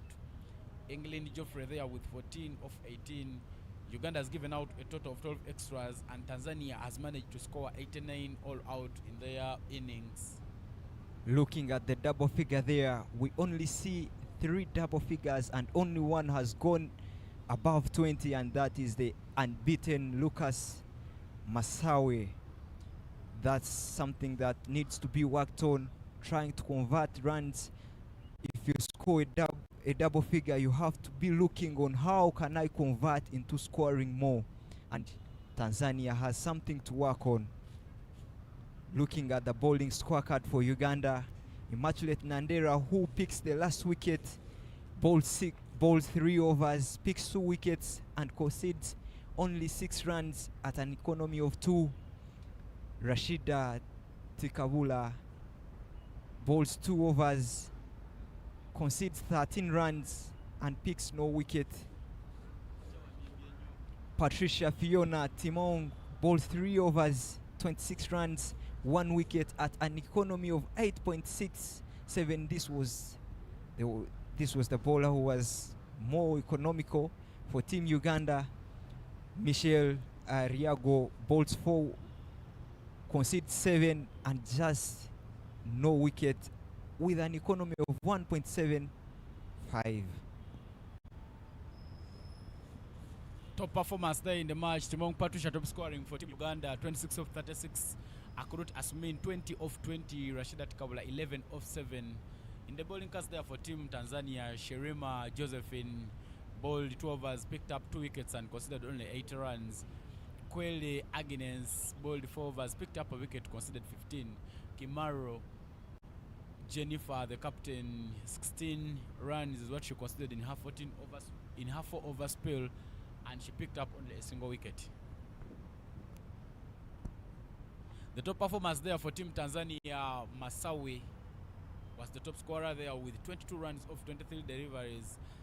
But ladies and gentlemen, there is a bit of change in the weather, and the covers have come on as we get ready maybe to come back for our previous game. For now, enjoy the highlights, as we're saying out of the commentary box.